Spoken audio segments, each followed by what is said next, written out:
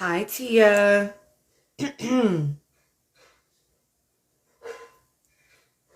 Hi, Cher. Hi, Dara.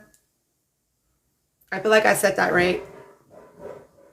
Hi, Anika. Hi, Danny. Hi, Bree. Hi, Saras. Hi, Nola. Welcome in, guys. Happy Thursday. Hi, Shanique. Hi, Ellie. Welcome in, y'all. Happy Thursday. What did we think? Initial reactions, thoughts.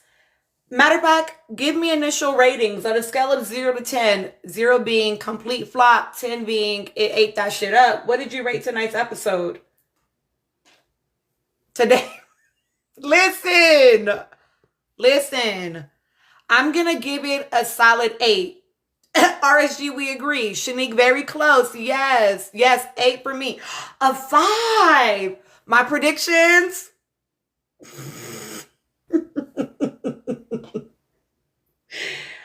Listen, it was almost exactly what I said. He was, you know what, Nola? Don't distract me. Don't distract me. Thank you, Madam Bougie. I was like, he's going to get fatigued. Like, it's going to be exhausting dealing with that, you know? And I noticed. Now, why are you coming here with that name?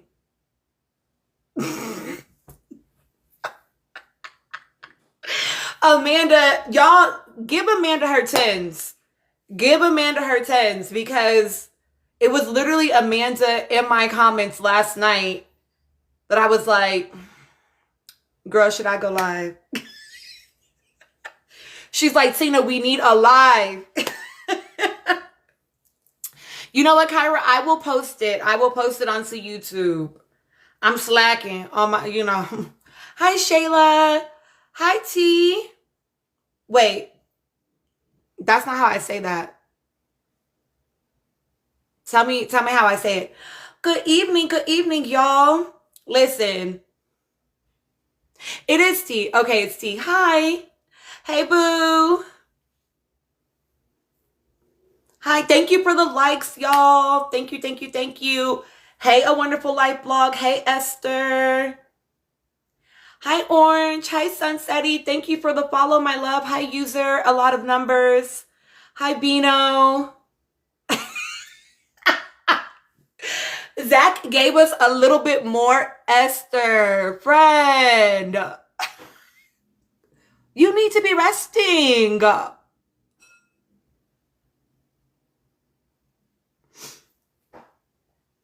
Listen, friend. I have so many thoughts, y'all. I have so many thoughts. Hi, Rio. Hi, Coro. I have to start with Melanie. Obviously. She was the program tonight, right? We got to start with her. Ooh, baby, they setting her up to be a storyline for real. And I kind of don't like that, but I'm also here for the entertainment. So,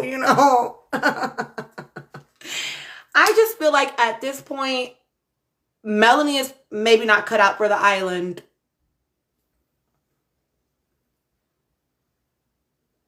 I'm about to get into her. Oh my God, y'all. I'm about to be in her ass, y'all. I'm sorry. Hi, Nisi Poo. I'm about to be in her ass. Do y'all think she got a crazy enough fan base where it's gonna be a problem? Cause I'm about to get in her ass right now, yo.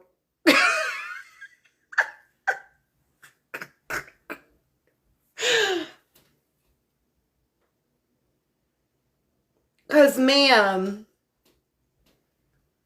row, clock that C. Clock that C. I don't think Kata was shady though. What did you see from Kata that was shady? Explain. I didn't see no shadiness. CJ, you're behind. Catch up. Cause I'm about to spill it.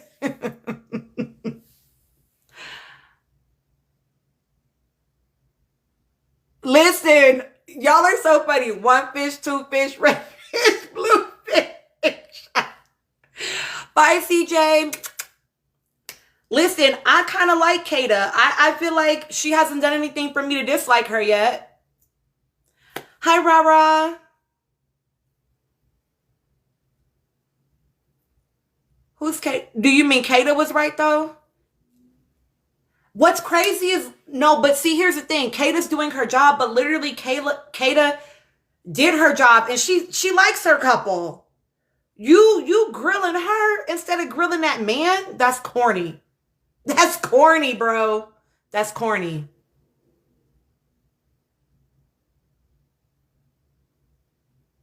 Absolutely, she was mispronouncing her name on purpose. Absolutely, because Kata had already told that man earlier today. They keep messing up my name. Her name is not hard. No shade, right? No shade. You only had to learn two more names: Gabe and Kata. Gabe and Kata. Why you know Gabe's name, but you can't get Kata's right? You're playing. You're playing. You think you're funny. And bitch, ha ha ha, I'm hilarious. As Cardi would say. But like Kata's not even on no beef for real. Like she's really not even on that. So it's very weird that you're moving like that with her. But I'm going to take you back. Listen.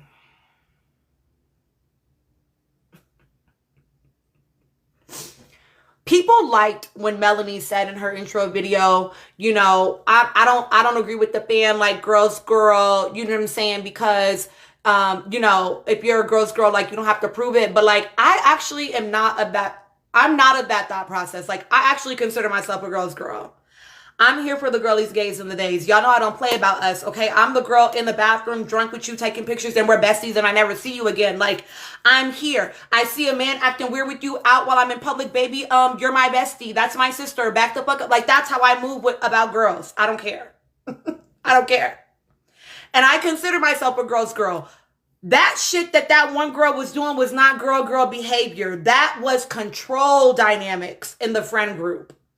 That was control dynamics. That's all that was. And so now being a girl's girl is getting a bad rap. I don't like that. I don't like that. Y'all got to stop letting people rebrand shit. You know what I'm saying? Y'all letting them take girls the way white people took woke. I'm not doing it. I'm not falling for the propaganda. Thank you for the follow, Cecily. Hi, Pink Eye. I'm not falling for it. Hi, Amazing Grace. I am a girl's girl. You know what I'm saying? It was giving. There have been a couple of lines that I'm like, y'all are rehearsed. Just a little bit, you know. Just a little bit. Shello, what you doing here? We're not even talking about your parents.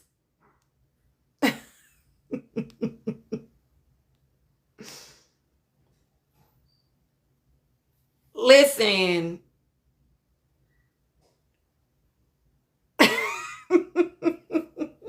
Hi, Shello. You know we love you down over here. Okay, can we start with Melanie? We got to start with Melanie. Y'all, she was the program tonight. I'm going to give her that. You know what I'm saying? I'm going to give her that. She was the program tonight. You feel me? Maybe at her expense, but, you know, the program, all the same. All the same, you know? Not you want me to start with Trinity. Hey, Mia.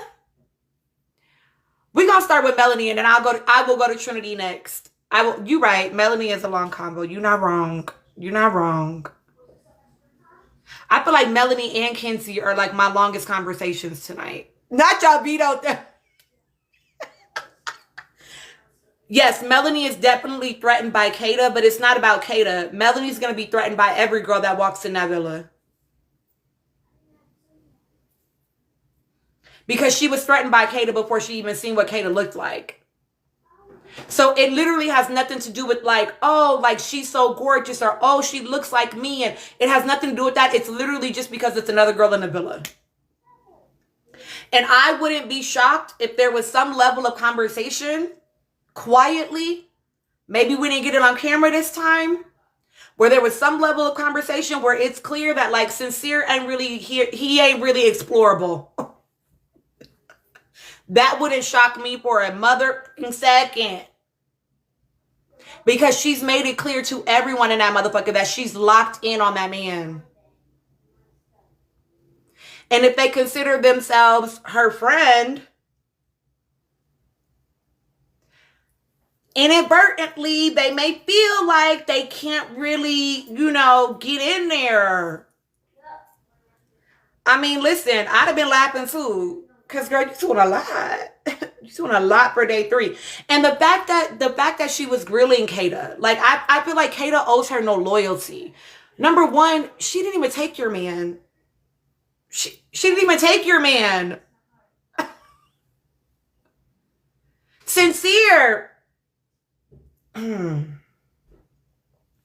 Sincere was the one pacing at the end of the steps, waiting for her to come out so you could grab her before anybody seen it. That was your man, not her. She didn't go looking for him. She didn't go looking for that man. He was looking for her. So why are you beefing with her? It's weird. It's weird. Okay, Melanie, I think we all can agree that she is not secure in herself. We can agree? We can agree. She is not secure in herself, which is unfortunate because, well, I was going to say because she's a beautiful girl, but honestly, that's not all it takes to really feel secure. You know what I'm saying? So like, but it is still unfortunate. I never like to see a girl feel like she's not that bitch. I never like that. You know what I'm saying?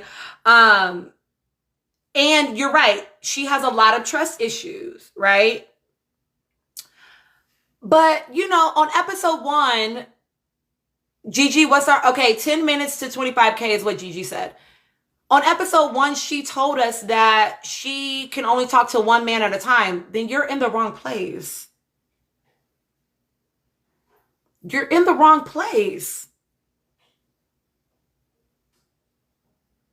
So you're going to have to either adapt, or like I said in my comments to somebody, or swim home. You can't be here if you can't do more than one. Tay, and that's the real tea. That's the real tea. Right? And I respect some people like to monogamously date. Then you should not have come to Love Island. You should not have come to Love Island. Like, at this point, she might need to link up with Sean T, because he think we supposed to be one and done too. So, maybe y'all need to talk. No, for the record, Sean don't need to talk to nobody in that motherfucker right now. I said what I said. Go home. Or bring in somebody that's 28, 27. Exactly, Shayla. The level of slut shaming that they've been doing. When she had that side eye for Anaya about her roster, and like, listen, I know Trinity was a little cray-cray for what she said, but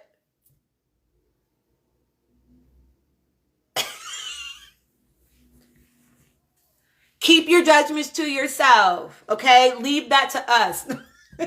Just kidding. I'm never getting off that neck.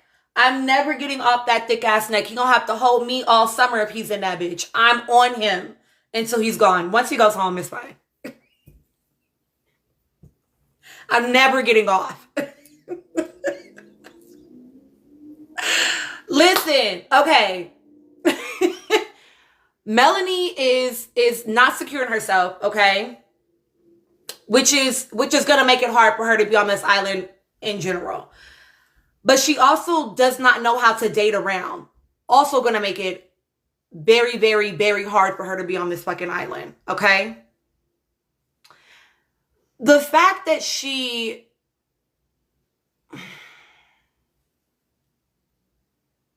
is doing, listen, both her and Kenzie with this cheating word. Cheating on what? Cheating on what? We literally are nothing. What am I how am I?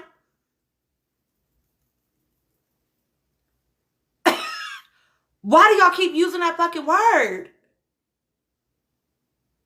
It is a lot. And then her acting like, if he cheats, I'm just going to cheat back. And her thinking that was like it. And Trinity was like, if they cheat, I'm going to get the fuck on. And then the 22-year-old is schooling you? Don't piss me off, girl. Don't piss me off. That's so fucking petty. And what's wild, 514 gal, is that we know for a fact that all of them have watched the show before. All of them. Because it just be certain lines that they say, it's little shit that they be dropping that I'm like,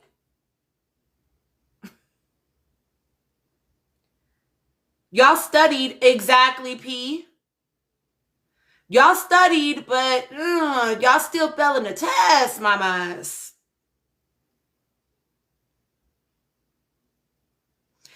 No, because it's too specific, okay? And it's mostly, no shade. It's mostly Melanie for me so far.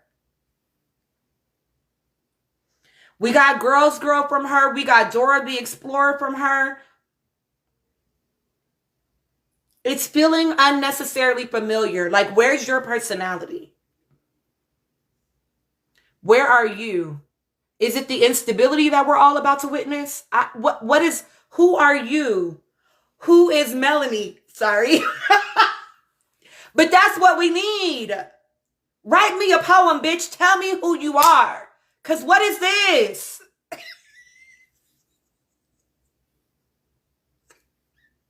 Christy, please. Like direct quotes. Please. And then for me, it's her saying, I'm not a girl's girl. Anybody that's a girl's girl doesn't have to say it. But then you're purposely misremembering that girl's name. No, you're not a girl's girl because you're not a girl's girl. You're not a girl's girl because you're not a girl's girl.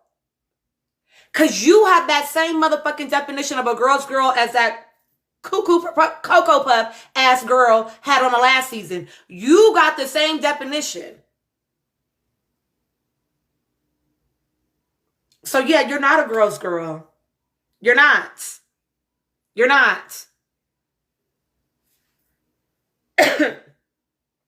Oh, don't even get me started. Subscribers, you have a video about Kenzie.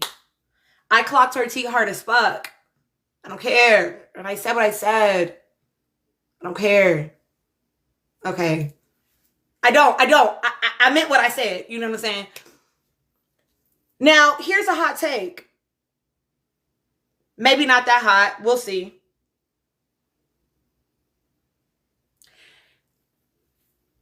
I don't disagree with Sincere.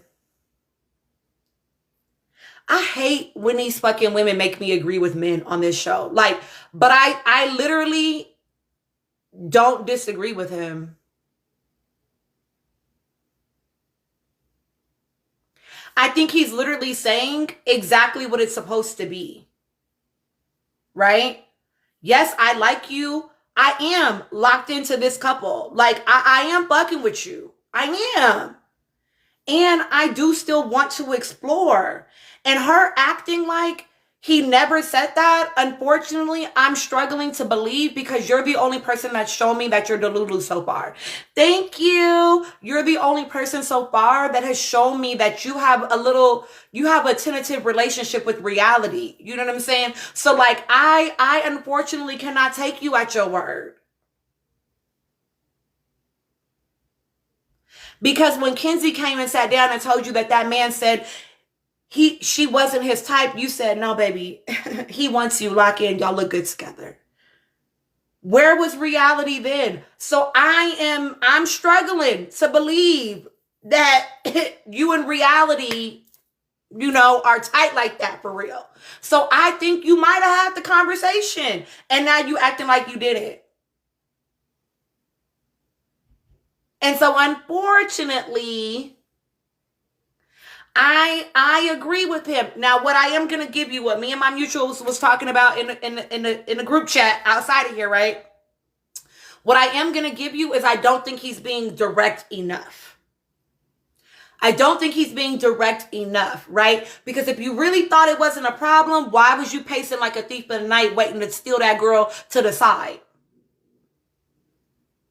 You didn't want to be seen. You was hoping she came down them steps by her motherfucking self. Right? What I will give her is that, like, tell the truth, my guy. When you sat down with her, yeah, you didn't say, I want to explore you, I'm into you. You didn't. You're right. You didn't. But you absolutely were on a fishing expedition to see if you could. You were temperature checking. You were trying to see, do I have a footing here? Can I say that statement? So to act like it wasn't that at all is like, that's disingenuous. That's not true. You know what I'm saying? So I think he should be a little bit more direct, but I hear you, seventh letter. Maybe he knows that she a little, rattly.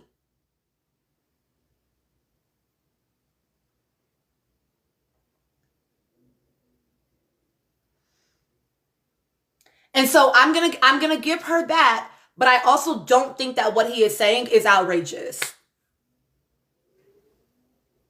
I don't. I think it's it is exactly how I think you're supposed to be on this show.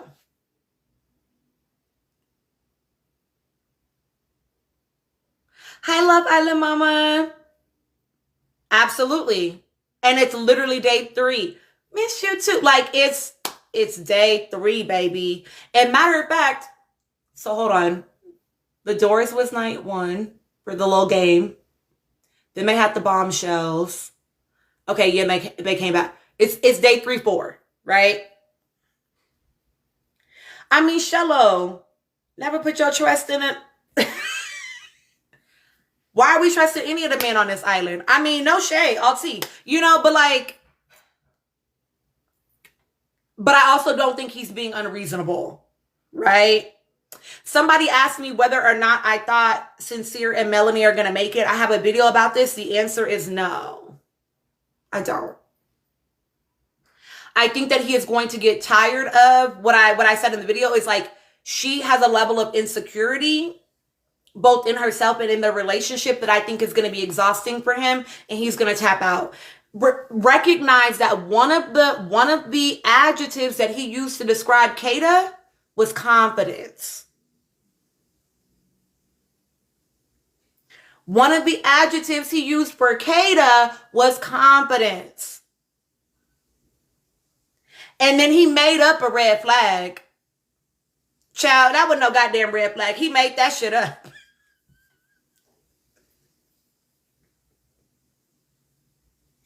He said, I mean, she still ghosted him.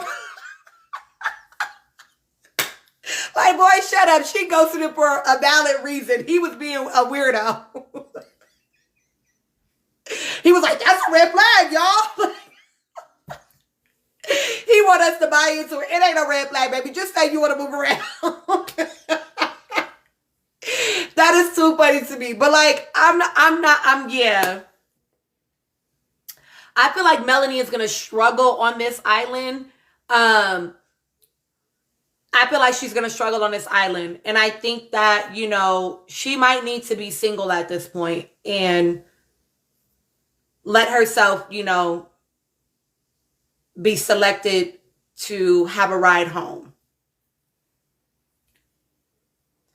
Because I just don't think she's cut out for it, y'all. And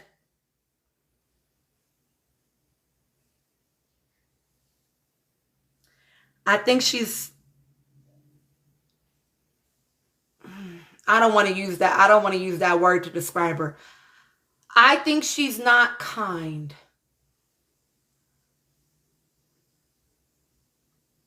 I think that she is unkind. Oh, Franny, they are, and that's why they're besties. Literally, I don't know if y'all noticed it tonight, right? But you had the Delulu crew, Kenzie and Melanie. And then you had the Confident crew, Trinity, Bea, and Anaya. And I think that Kata's probably going to fold in pretty easily to that crew. No, not that, Care Bear. Jeez Louise. Not that word. Golly.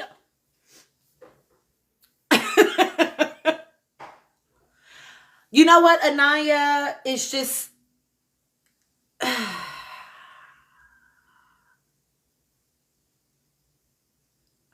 I feel like Anaya... Let me find it. Savvy, I see your question. I got you. Hold on. No, Anaya's my top girl. Don't misunderstand me. What I don't want to see my girl doing is burning herself out for motherfuckers that would not spit on her if she was on fire. There you go. She's a little bit too... These bitches don't got nothing to say to her until they crying. The fuck out my face, girl. Get the fuck out my face. And yes, I know that Anaya was interested in Sincere. Exactly. I don't like ever seeing my black girls mammy out on this show. I hate it. I hate it.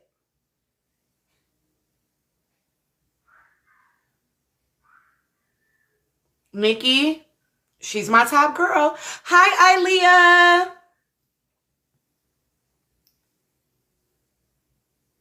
Ilea's gonna join us, y'all. Ilea's gonna come up. If you don't know Ilea is my mutual. Ilea is an ex-reality TV producer. So she makes content that looks at these reality shows from like a back end. She's looking at, her words, the machine of it all.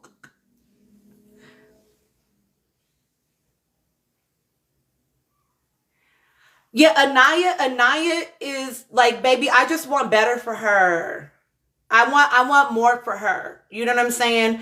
And I can't tell yet. Like, she might know what's going on and just be like playing into it, but I can't really tell yet. It seems like that just genuinely is her personality. You know what I'm saying? Like, not that I'm trying to stereotype, right? But she does work in the nonprofit industry. It is kind of common in nonprofit world to martyr oneself. And so she might just show up like that. You know what I'm saying? Like, that might just be how she inhabits the world and she can't help herself. But I do hope that she has really good ways of taking care of herself, because they're going to try to use and abuse that. Yeah, they're both in caregiving roles, Chardonnay. Okay, Ilea, do you know how to request up? Because they're already putting questions in the chat for you. And if I have to watch them walk down them steps one more motherfucking time and I have no man put their goddamn hands out, I'm swimming to Fiji. I'm coming. Listen, Bea might have been telling him how to manipulate. You know, I don't know. You take it how you want to take it. You know what I'm saying? But I feel like also, clearly there's like a friendship there. And it's like he was asking for advice. And I think it's no different than any other friend giving a friend advice. Is that crazy? Okay. Maybe it's crazy.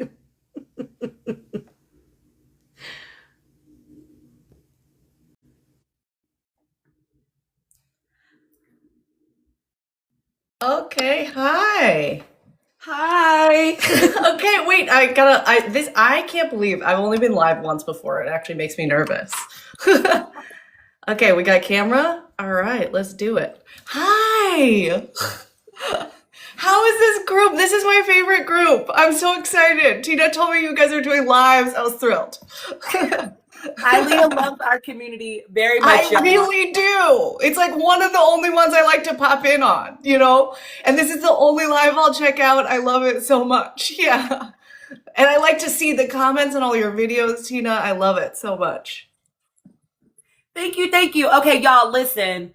Leah, do you want to give an intro? Do you want to tell them about you and your background a little bit? Go I ahead. guess, yeah. So I was a reality TV producer and exec, and I make all sorts of content on just kind of the behind the scenes of Love Island and all different shows. I do Housewives too. I do a bunch of different Bravo shows. I do Traders, stuff like that. But I try to break it down because I find that online, all the discourse is, just really focused on the cast, and I can only see the machine behind it. And so I think it's kind of unfair to leave the cast out there and just be like, oh, that's all on them. And there are some things that just my producer friends were just like, yeah, of course, that's what happens. And I feel like the normal public doesn't know that. And so I try and break it down so that you guys know. I'm happy to be honest as much as possible. I will be honest too that I know a bunch of people that have worked on Love Island, people that are close to production now. So, I'm trying to keep it as real as possible. Yeah. Thank you. I love Eileen Brown. Her resume is long, okay? She's really that girl. Yeah.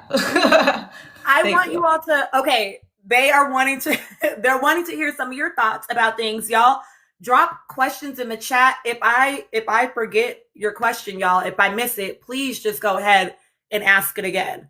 So Shayla wants to know if you can tell them why the kissing is so loud and long. Oh, that's a good question. I don't know, Shayla. I don't know, but it is a lot. I saw a video today that was like, for the producers, we don't need any more of that, I do not know. Okay, I think that they do an audio mix, and so you can choose how loud to make that when they put out the final show. So I do think they keep that too loud, but I don't know. I think all of us are like, this is gross. Because, actors, when they kiss, they don't really kiss, or they'll do a specific, just a little bit of an open mouth. But on Love Island, we get a lot of it. It's too much. It's too much.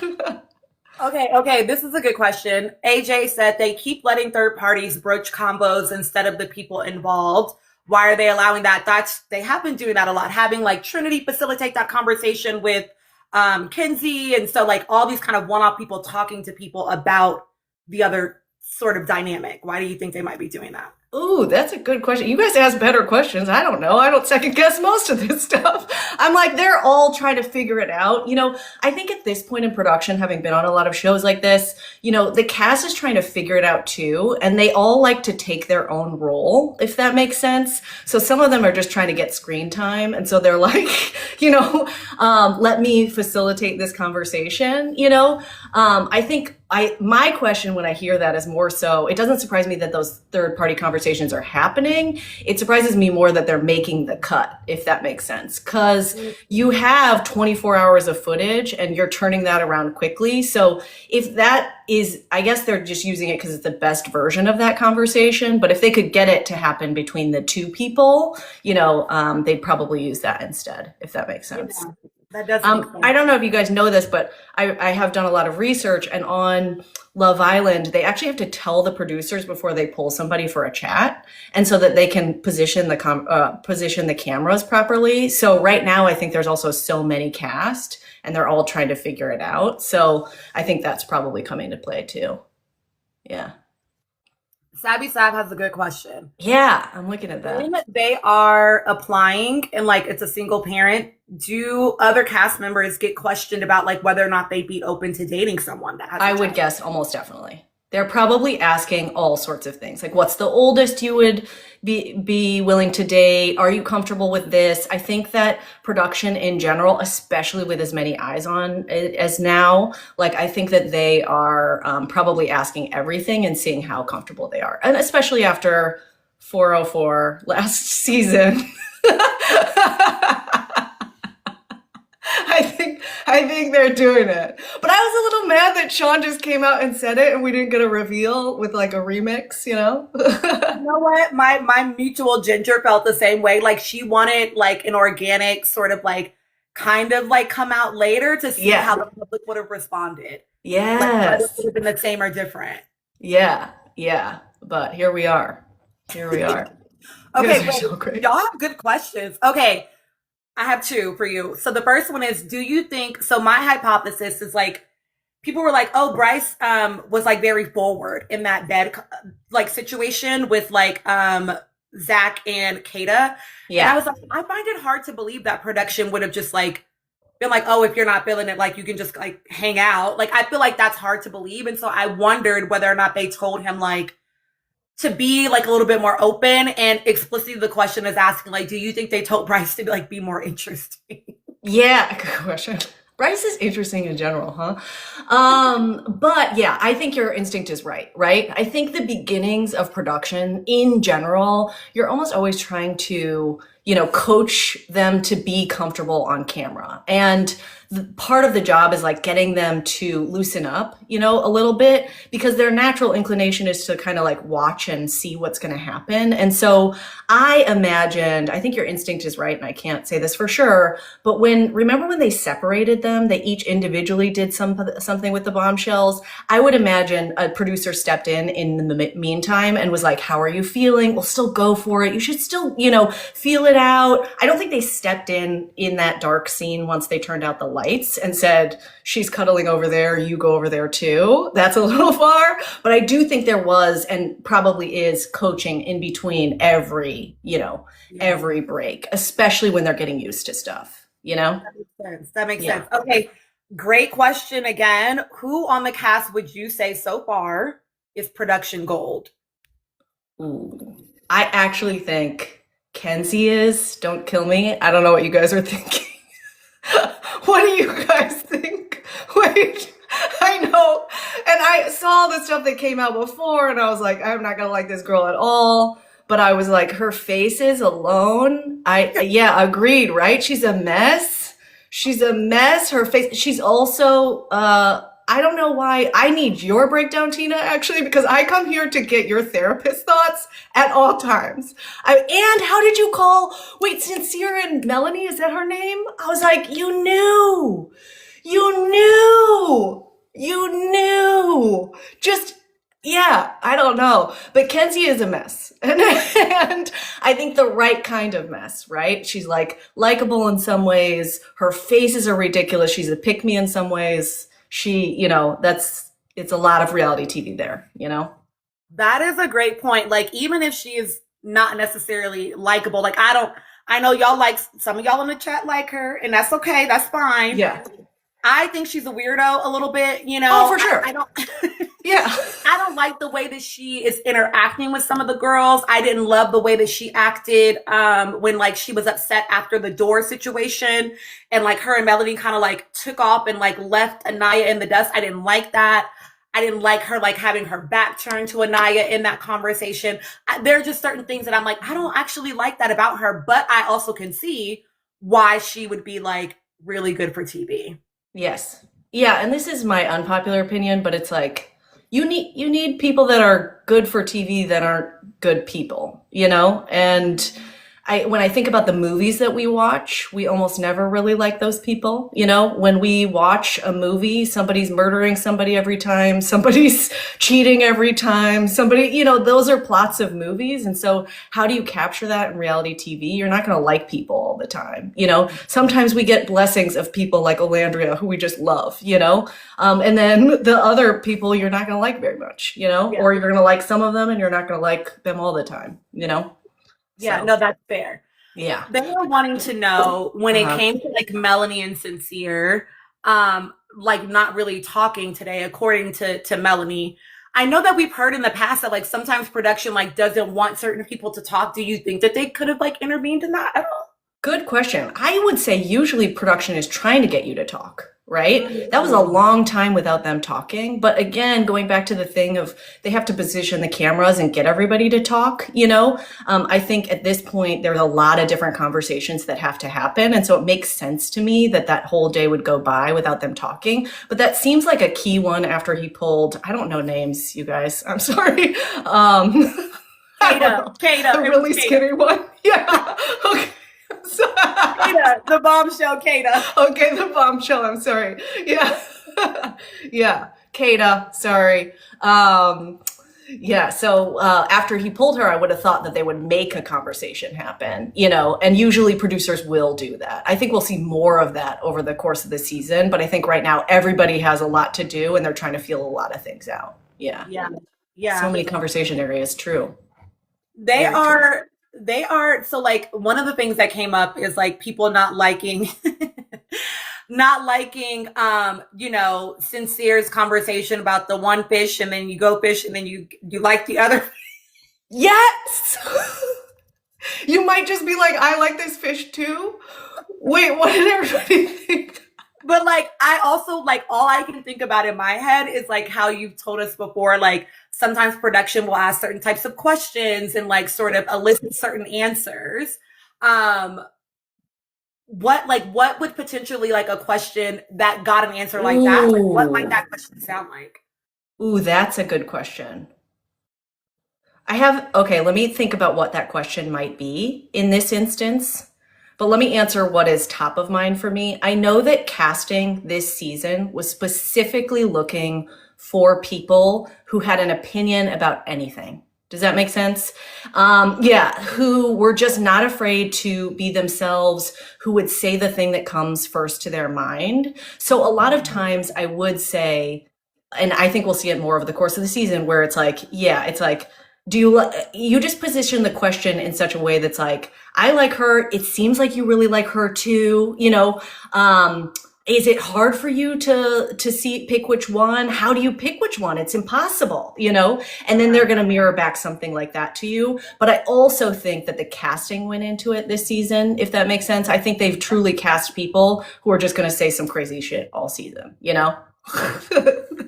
That's what I thought. Who do you like? Wait, I need to know who you like and don't like. I'm sorry. I know you've already covered this, but that's what I come here for. I need to know your thoughts too. Okay, so so I like Anaya's my top girl right now. Okay, Anaya's yes, my top obviously. girl. I really like her. I really like Beatriz.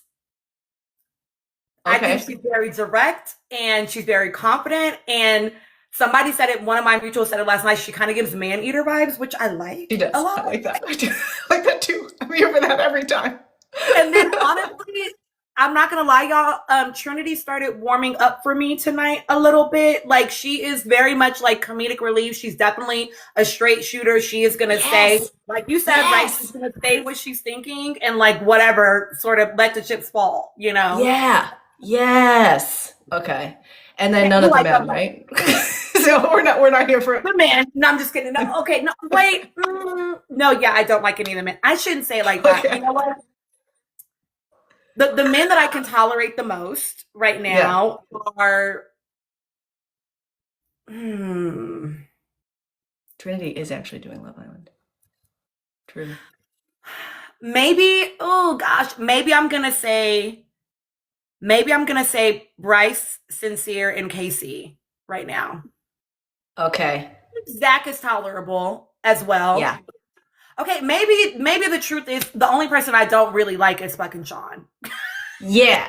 He can get all the way out of here, right? Is everybody just What? Maybe that's just the truth of the matter. okay? And he can just go.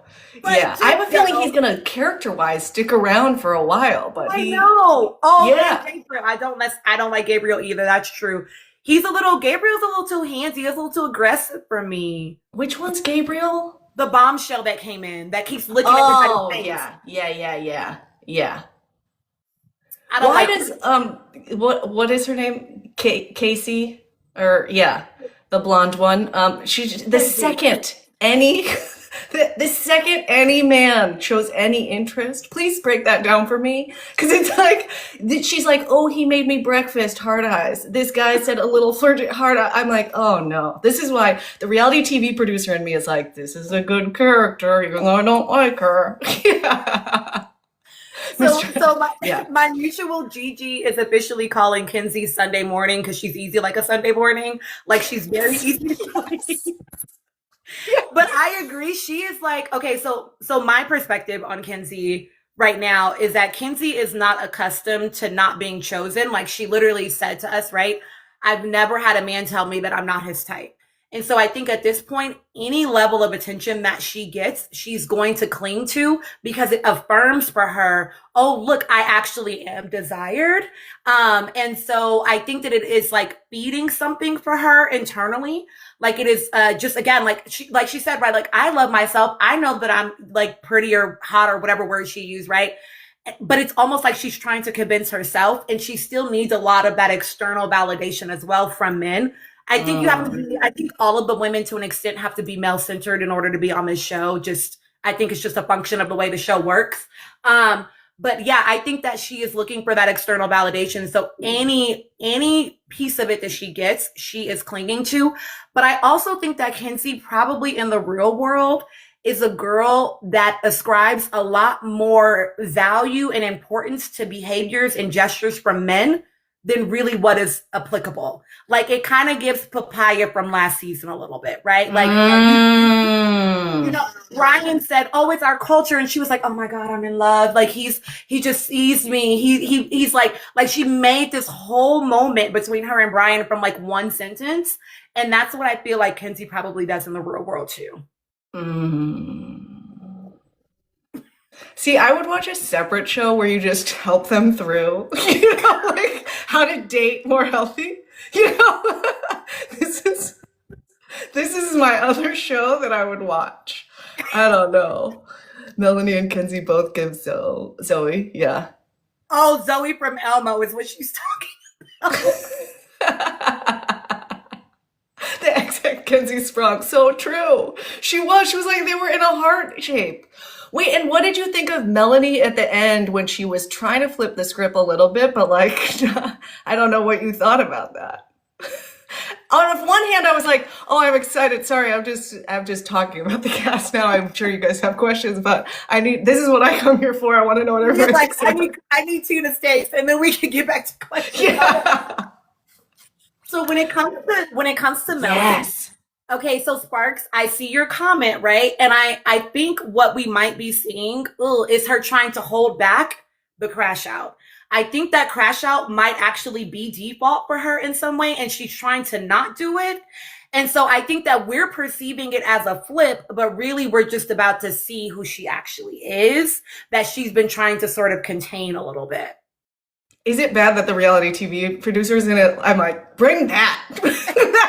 That's what I want to see. That's terrible. Agreed. I'd rather see who you actually are. Yeah.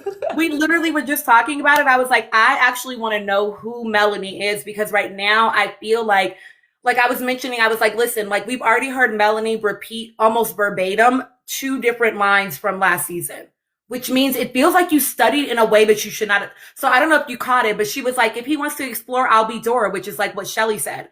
I did.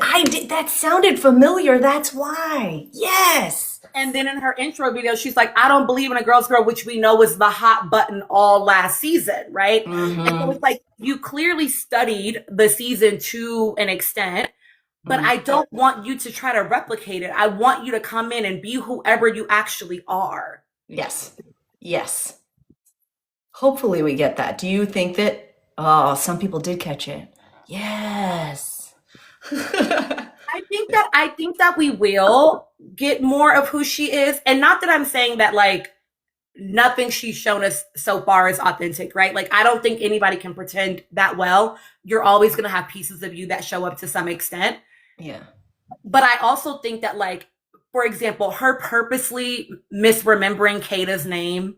And yes. He's like, what's her name? And he's like, Kata. She's like, so Katie. And then called her that for like, he literally told you her name. You know what I mean? Like, So Mm-hmm. you're purposely misremembering it. Like, I think she might be a little bit of a mean girl, right? Yeah. That was what I didn't want to say earlier, guys. I think she's a little less unkind because I Uh-huh. don't.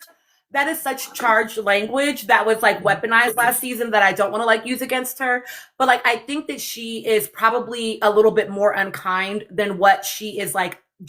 Like she's not leaning all the way in, and I think she might be the sleeper villain. And I think Mm. that it's going to come out because she's going to see Sincere really start to kind of be who he is, right? And not that I think he's not interested in her, because I think he actually is. Yeah. But he wants to explore, and she is exhausting him at this point with the way that she's showing up. And so I think that as he kind of goes out of that and really starts to do his thing, that I think she's gonna fire. I Mm. think we're gonna see it. Who do you think is being fully themselves, like just real? They are who they are.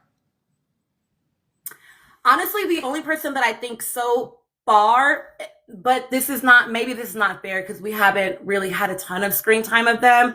Y'all, it's actually not Trinity for me. I think Ooh. that the only people really being fully themselves right now are Anaya,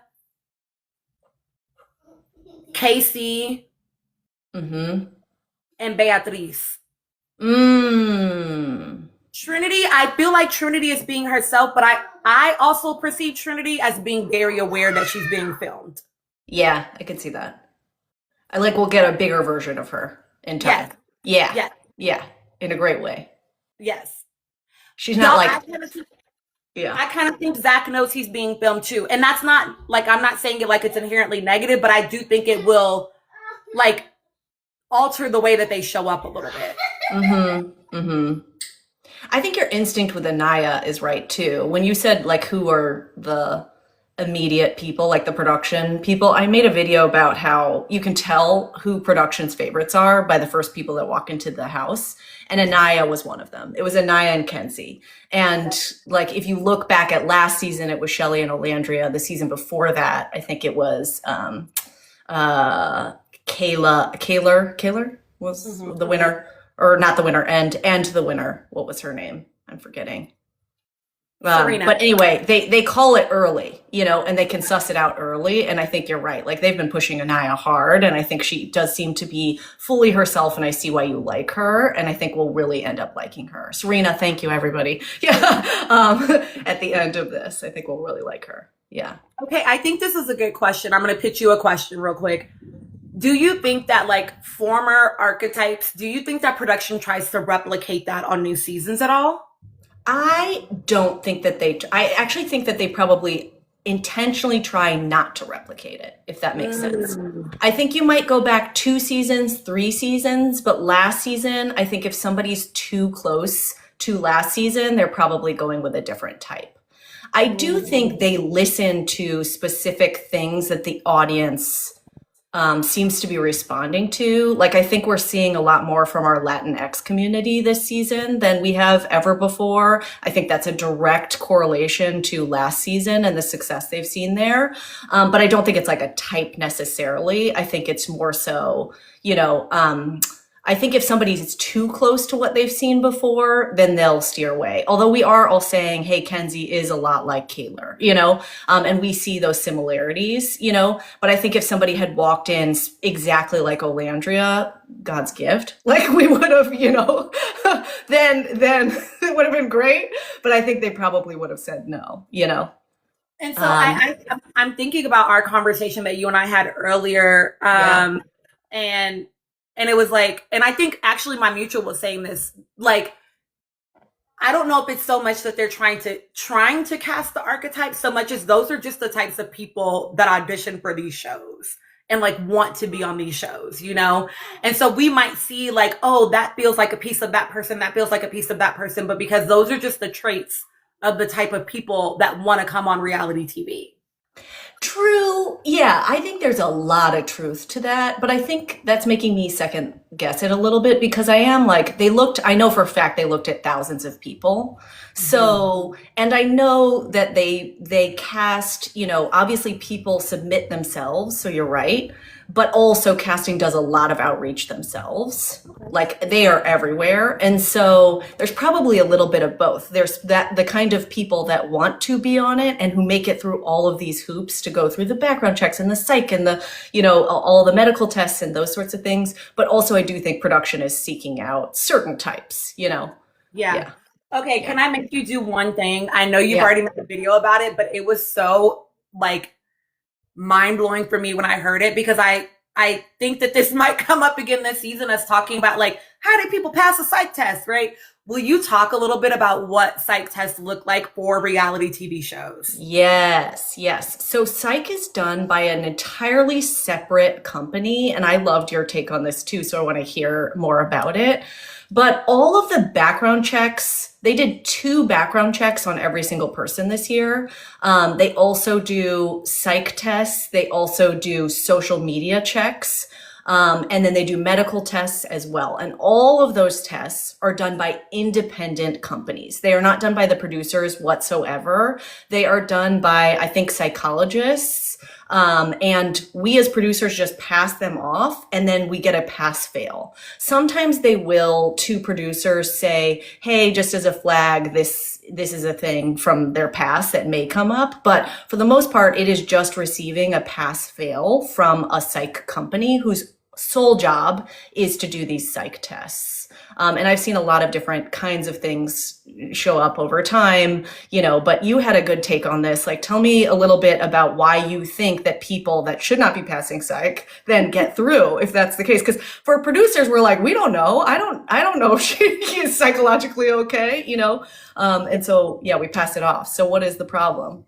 So like when I was watching your video, it sounded like, pretty much it's like, okay, we definitely don't want these things, but like as long as it's, they're balanced, then like that's Yes. okay. And so part of the thing that's different about psychologists is that they really do, not that they can't do therapy, but they really do focus on testing. Like that's why you go get a psychology degree, like a PhD for psychology, is to be able to do psychological testing.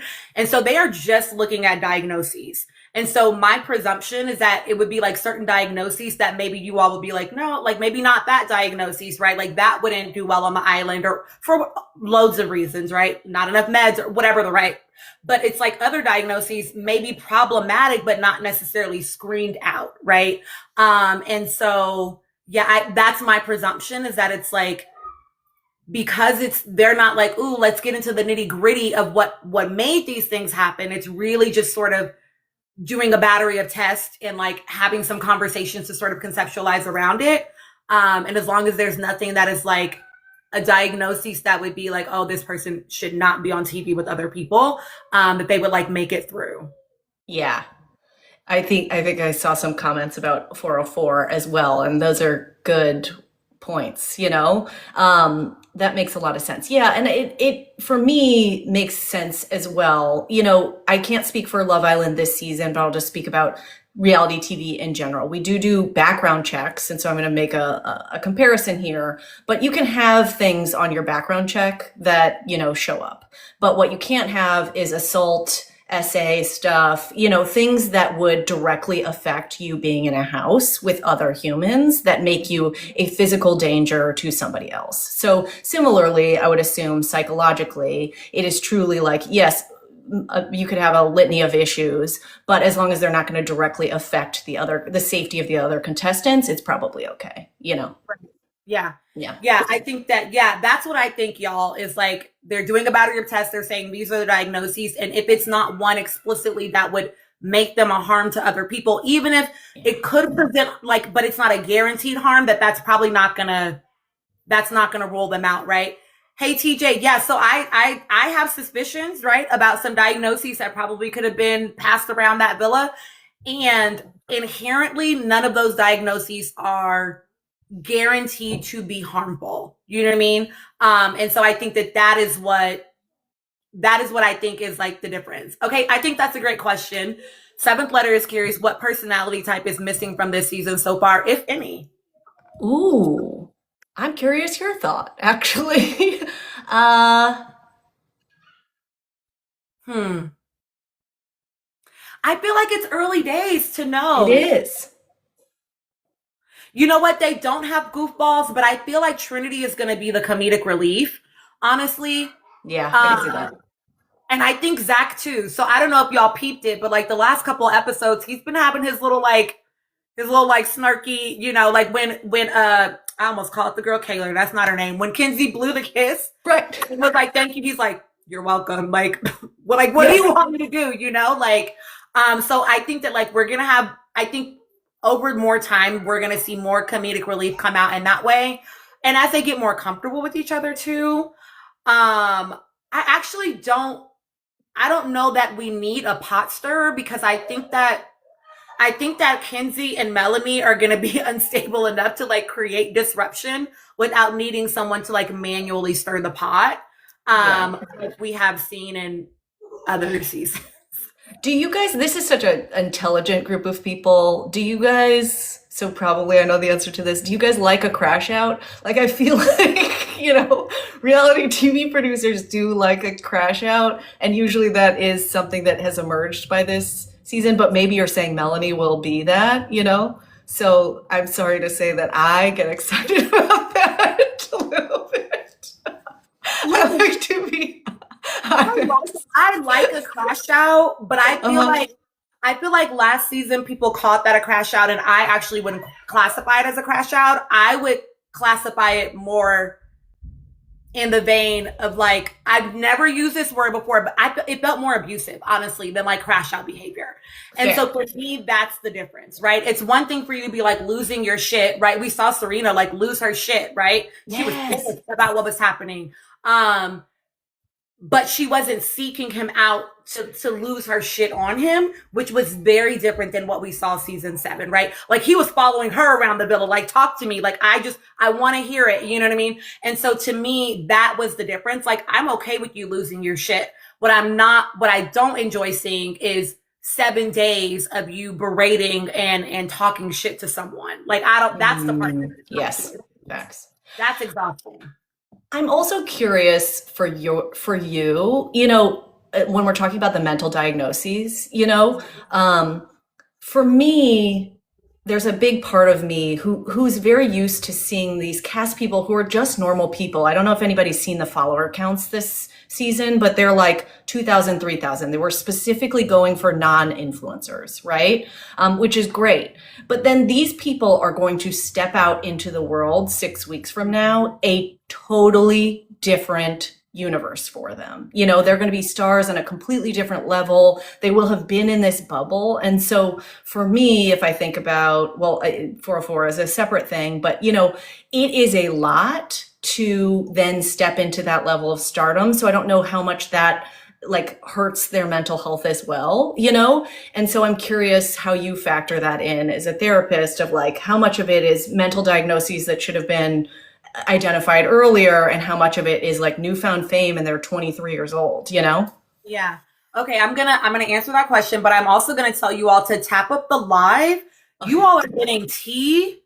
You all are getting tea and you're getting 2 people that are like experts in their field. Y'all can tap. Tapping is clapping and it's free. It is $3.99. Yes. So I want y'all to tap us up to 75K. Honestly, in the next 2 minutes, y'all, you can do it. It's 272 of you in here. I believe in you. I believe in you. Okay. Okay. So when it comes to like diagnoses, I think that it depends on when we see it emerge as to like what I would say maybe the catalyst is, right? If we're seeing it in the villa, I think that there are a lot of things to consider. Like you are in a pressure cooker environment. It is completely different. You're probably a little bit stir crazy, right? You're with all these people you don't freaking know. It's a lot going on, but I don't think it breeds anything as much as it maybe makes other things come to the surface that you typically might be able to keep down.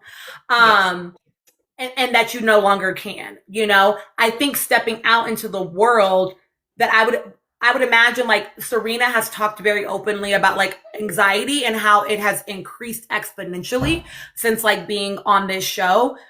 I think that is a result of what she stepped into when she came out of the villa. Right. And so I've always been a fan of like, I think that they should all like take social media breaks when they came out. Like as much shit as I gave Ace last, like I loved the fact that like they just took a break from social media.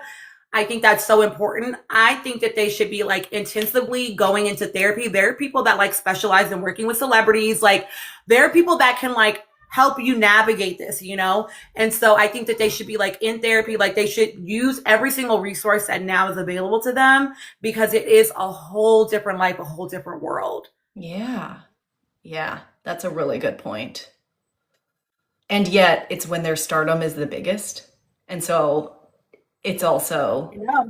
that, but yeah, I think one of the biggest things I've been thinking about over the course of the last year is that there just needs to be deeper psychological help on the way out, right? There is, and to be perfectly honest and just to be very clear with everybody, and Traders does this a little bit different. I don't know if Love Island's going to do it different this year, but historically in reality shows, you literally just let them, let it air and there's no support, whatsoever. And so they're all left to their own devices. They're getting brand deals for the first time. They're getting all these people in their DMs for the first time. They're having to read all the comments at one time, and there is no level of support. And so even like you said there, Tina, like the concept that some people specialize in this, connecting them with that resource is something that almost should become a must for reality TV. Yeah.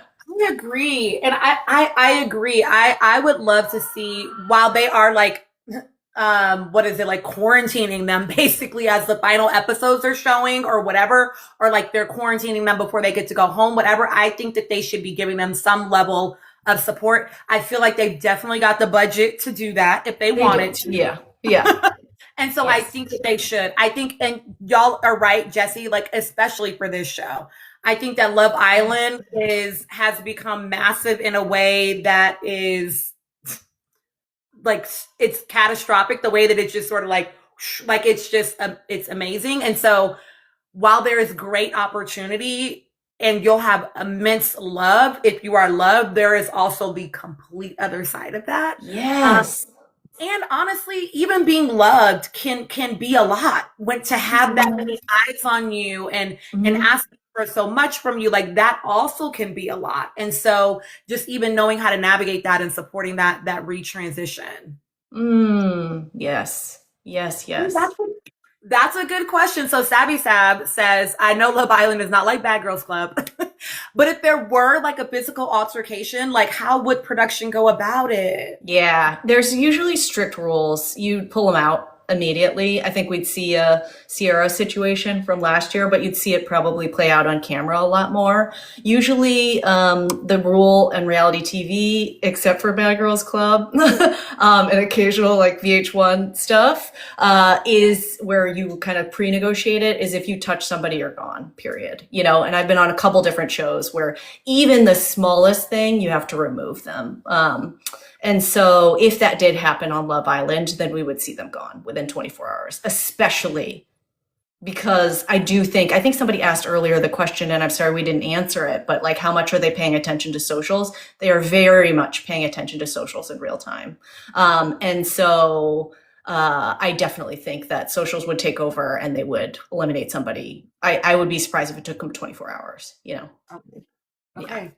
Seventh letter, I want to answer your question, and I also want Ilea, you to answer it. How do you feel about them not allowing social media handlers this season? Is that good or bad idea? What do you think? I wish that they would let them have social media handlers, but I'm not going to caveat it. I think that I would like them to be able to have social media handlers, especially because I feel like they were so instrumental in like protecting the peace of some of the Islanders when they came out. If your social media handlers are already blocking certain words, muting certain things out of your comments, then you're coming back to a more curated safe space than if nobody is able to sort of handle that. And you're then just inundated with whatever anybody wanted to say while you were on TV for 6 weeks, Yeah. I also do understand the side of it though, where it's like there is a lot of campaigning that happens, via like their social media profiles. But honestly, what is it? Sean's mom and sister have already been campaigning. We saw TJ's mom campaigning for him and Iris's mom campaigning for her. So it's like, even if it's not happening on their social media profile, it's happening, period. Yeah. Yeah, I think that's wise. I think, from sources close to production in general, the families, you have to realize that these cast members, most of them, when they go to Fiji, they don't even know if they're on the final cast. So I'll do some video breakdowns of it, but Sierra did some videos last year. She went to Fiji. They have no idea if they're on the cast for several days. And so it's not uncommon also for their families not to know they're even involved with Love Island until days before they show up on Love Island.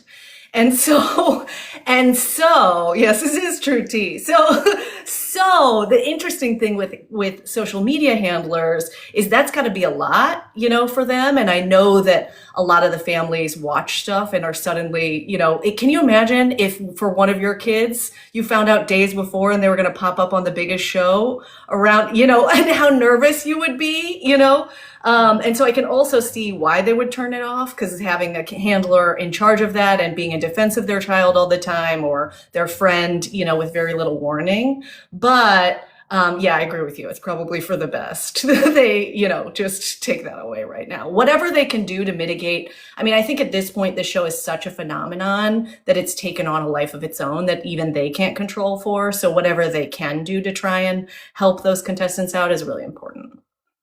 Okay, I have to tell you, somebody asked earlier, I'm going to answer your question now with Ilea here, how I feel about Sean. I have beef. Beef. Obviously. You had one video that was like, I'm not here for the men. And then I'm just period. And Sean is just... I have beef with Sean until he gets off of my island. I don't care. Yeah. So my thing about Sean is, and this is also plays into a question somebody asked earlier, so you can definitely kind of touch on this too. But like, I don't love the space of the age gap with Bryce and Sean and the girls. Like the closest person is 4 years from them, and that's Beatriz. Literally everybody else is like 6-7 years, younger than them, which feels very different. Listen, y'all know I had smoke for Ace and Shelly last year because I was like, 5 years is not a big deal, but it depends on where the 5 years are, Like to Bryce's point about Trinity, like 22 to 26 is when you're really kind of finding yourself. And like, why would she be wanting to like settle down with someone that's like 29 and like kind of like wanting to slow down and establish themselves a little bit more, like that doesn't really make sense. And so I already have beef about the age piece, which is not his fault. That's like a casting thing. And I have smoke for casting about that, but my for the second birthday, I'm dying. That's my beef with Sean, though, right? That's my beef with Sean, is that listen, historically, the show has had very young people on it, right? Yeah. And that you're 29, that you had a child that literally is not going to turn 2 years old until next month, like literally can't even piss and shit in the pot on their own yet. You know what I mean? Like barely eating solid foods. I think it is, what's the word I want? It's predatory, in my opinion, to choose to go on a show with girls that are historically very, very young with the intention of, according to him in his confessional, finding a woman that wants to do this with him, help him build a happy home for his son and have more babies. Like that feels gross to me. Why would production cast a character like that? Is it for me to hate him? Because it's working. It's for you. It was just for you. They actually just did it. I'm sorry, but you guys in the comments, I'm dying. Some of these comments are so funny. Okay. I love this group so much. Okay. I think you're right. 100%. I think, again, going back to like this is the interesting thing of it being such a phenomenon and social media taking over. Like, I think they hear the feedback that nobody really wants real relationships, And so I think that they may over pivot in some directions, but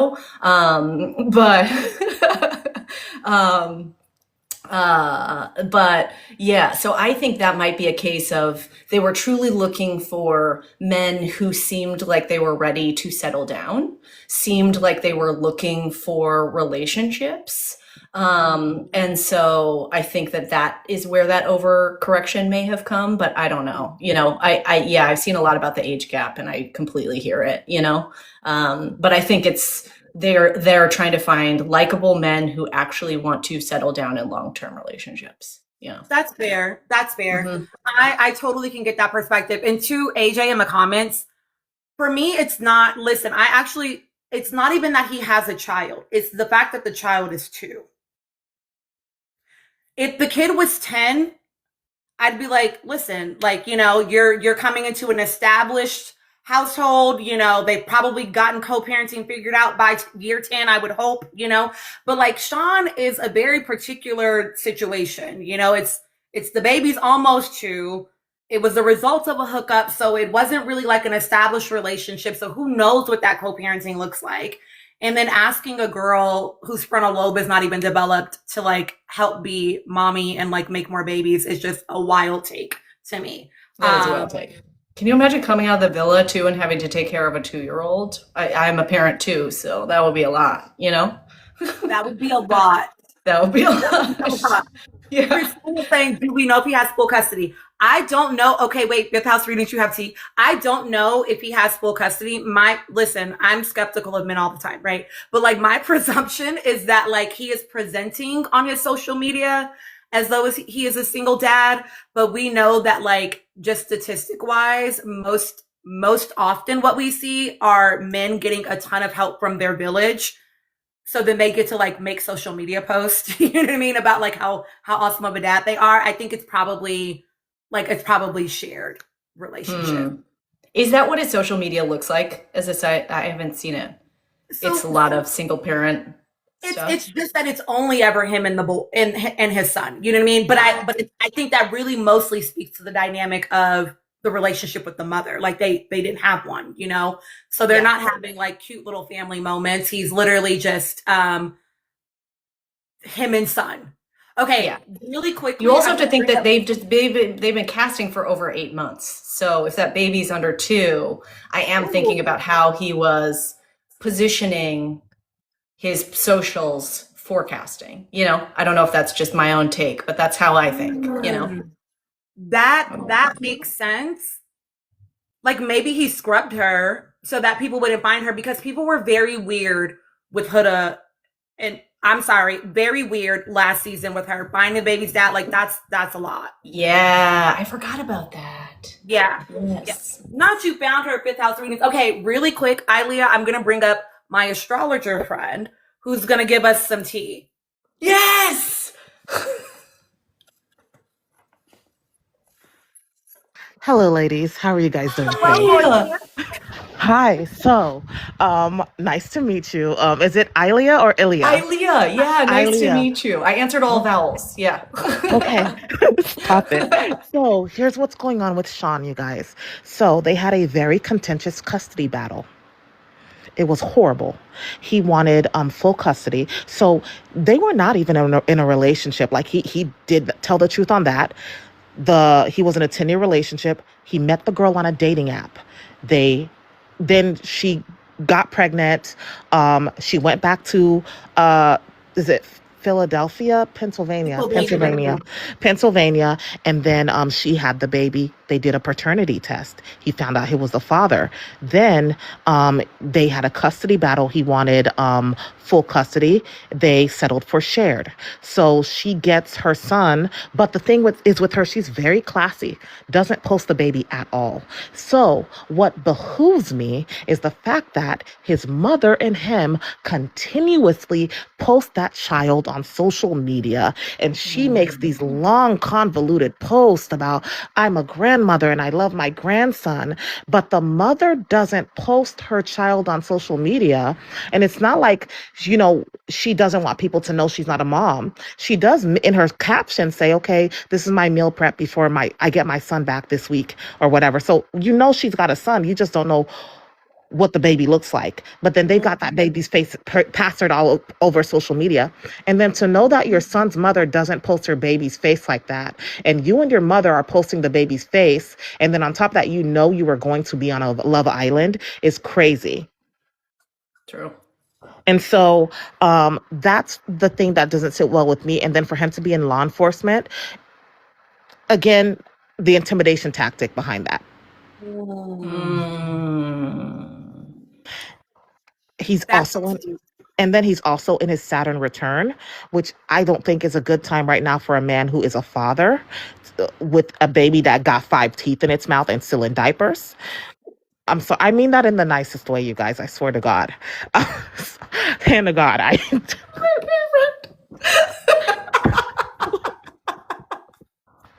I swear. Baby got 5 teeth, still got a pacifier, still in Pampers. And the baby's birthday is it in a couple weeks or next month? Yeah, it's June 17th. Somebody said we're gonna get him back by the second birthday. I hope, fingers crossed. But so the baby, so you're willing to miss your child's birthday, not to mention you wanted full custody. And then you have shared custody. I think she works at the gym. I don't think she is a trainer though, but her content is mainly workout content. But the thing with Sean too, he posts like it's like he's using the baby content to paint a image of himself like he's this very involved father. And I'm not saying he's not, but then when I look at his birth chart and I look at what he's doing, and then I look at the fact that how his mother is interacting, and then also how he's acting in the villa, a lot of things are very sinister to me personally. It doesn't sit well with me at all. And it's giving that he's looking for somebody whose frontal lobe is not fully developed. So that way they can be more malleable within the dynamic, because him and his child's mother do not get along at all.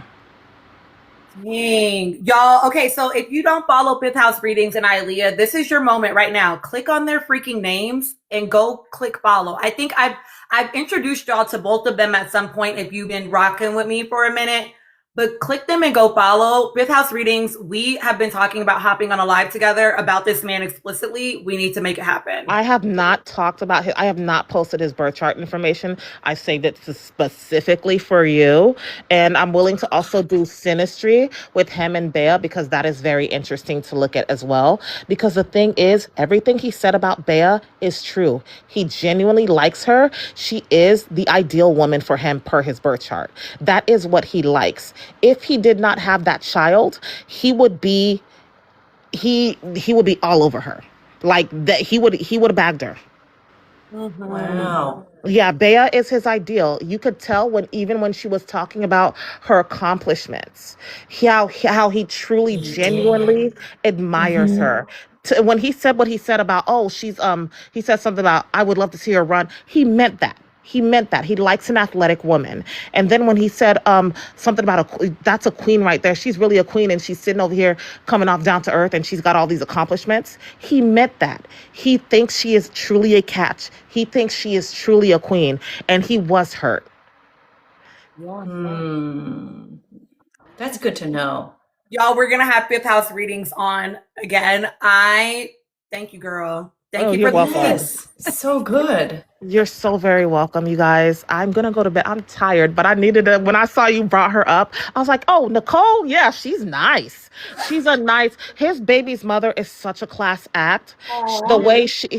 The way his mother is acting, his mother acts like Melanie. Very much, you know what I'm saying? Like, we'll mispronounce your name if she don't like you. We'll do things to kind of, it's like they're antagonizing her using social media. And then also him as a police officer. And then also, she's just trying to make it seem like she's just some, Tinder girl. Well, sir, you were on Tinder too. Yeah. Yeah. So I'm saying I got somebody pregnant, not, yeah, no. Yes. No, but he's not smart enough to lie. Everything he's saying is the truth. Yeah. Yeah. Okay, thank you so much. I gotta go. Get some rest. I am. We'll do this again. Just let me know. Hit me up in my inbox. Yeah, I did give you a follow. Yeah, I did give you a follow. We'll talk. Bye, guys. Yes, I'm so excited. Have a good night. Thank you. Okay, listen, y'all, I did Seventh Letter and Bad. I made you mods because I realized somebody was being rude in the comments. I did block them already, but y'all are now mods, so you can watch it too. That is, listen, not that I needed any more reasons, right? But it is interesting to know more of the backstory, because I haven't gone digging or looking. And so it Me is either. interesting to hear more, right? Of like, oh no, like what I instinctively felt about this man from just like what I'm observing is like actually that is how some things have played out. Yes. And I'm curious your thought because I was not sure when she rejected him if it was about her, and I appreciated that reading, if it was about her or more about his ego and not being chosen. Like the main thing he said that he was looking for was a woman who was willing to step on green. And I was like, she just met you, you know? I don't know. So you mean you want, like, it seemed like a male equivalent of being a pick me. I'm not sure, but what do you think? I don't know. I mean, I think that for him, like, what do I think about like his response to it? Is that what you mean? Yes. Was it actually about Bea, which I think we now know it may partially be about it, but how much was it about Bea and how much was about his ego and not being chosen? So I think it's a little bit of both and. So I think that he likes Beatrice, right? I think he does like Bea, but he also calls her Beatrice, right? So like he also doesn't even know the woman's name. Mm-hmm. So there's some extent of like you doing a little you like her, but you also are it's also still very much about you, right? And I think that he wants to be chosen. This is gonna sound cray cray. It's not gonna sound cray cray. But like based on what I've seen from him and what I saw from his mother's profile, I did go look at his mom's profile.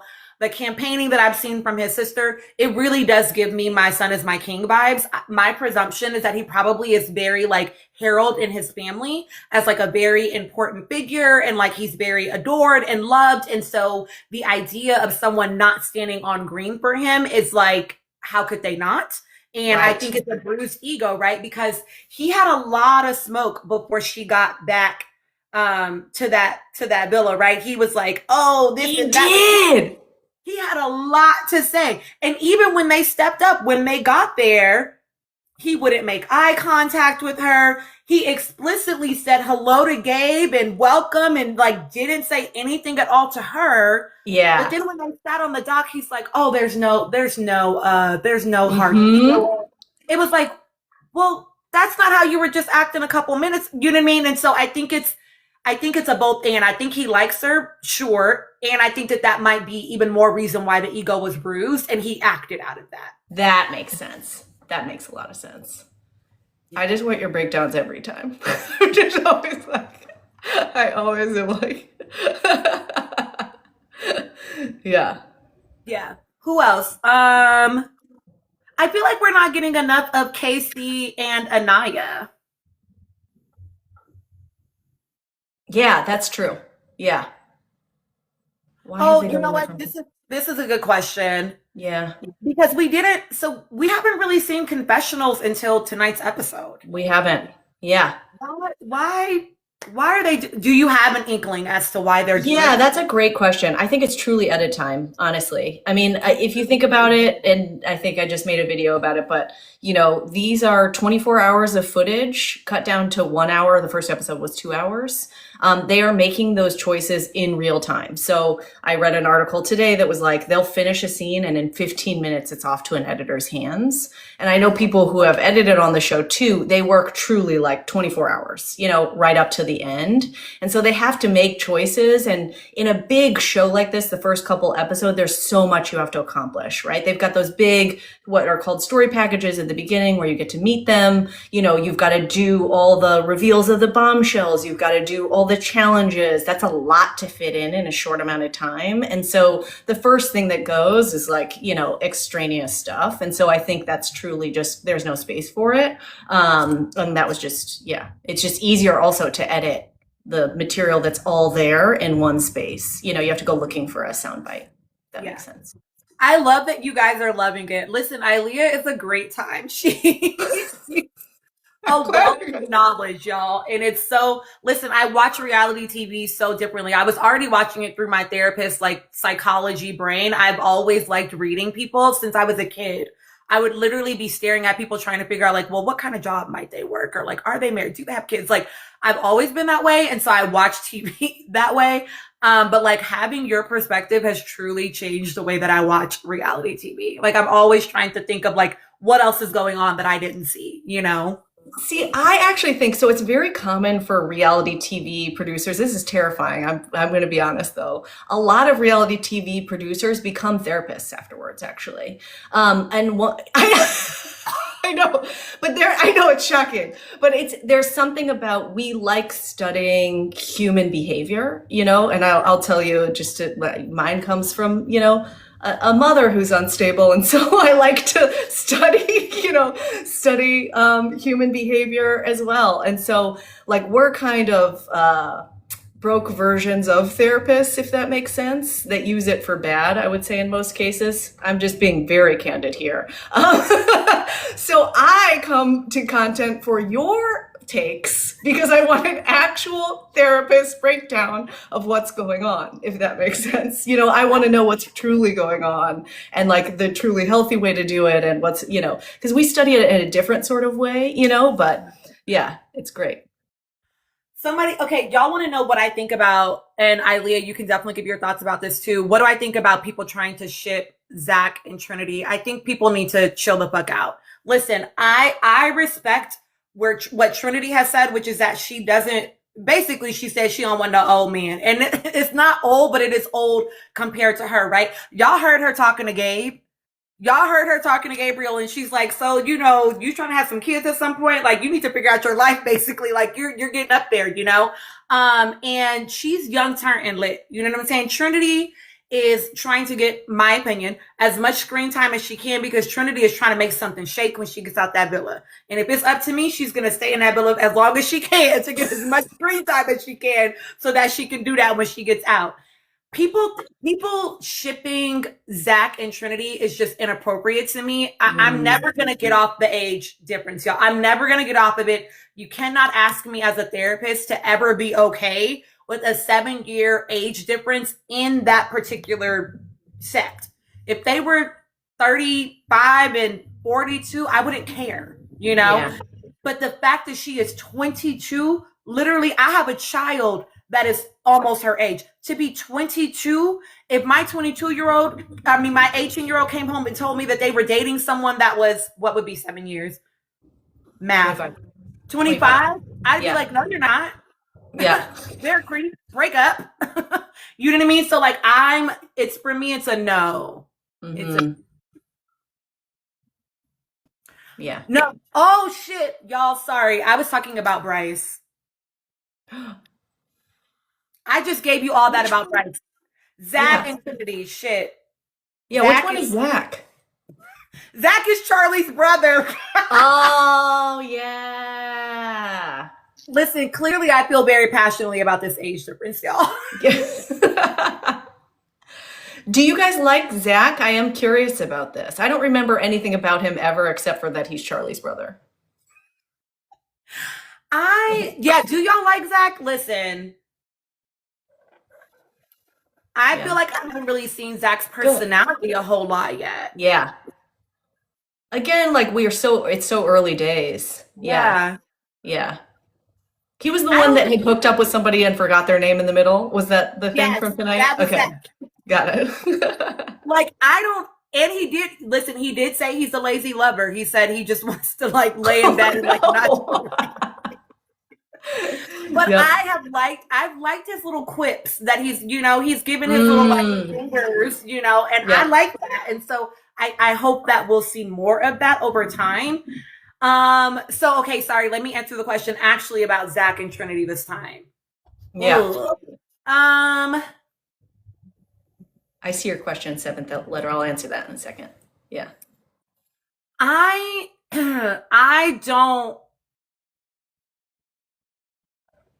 not shipping them right now. They do have a 4-year age gap. I'm not shipping them right now because I'm not completely convinced that his like attraction to melanin is something different than a fetish so far.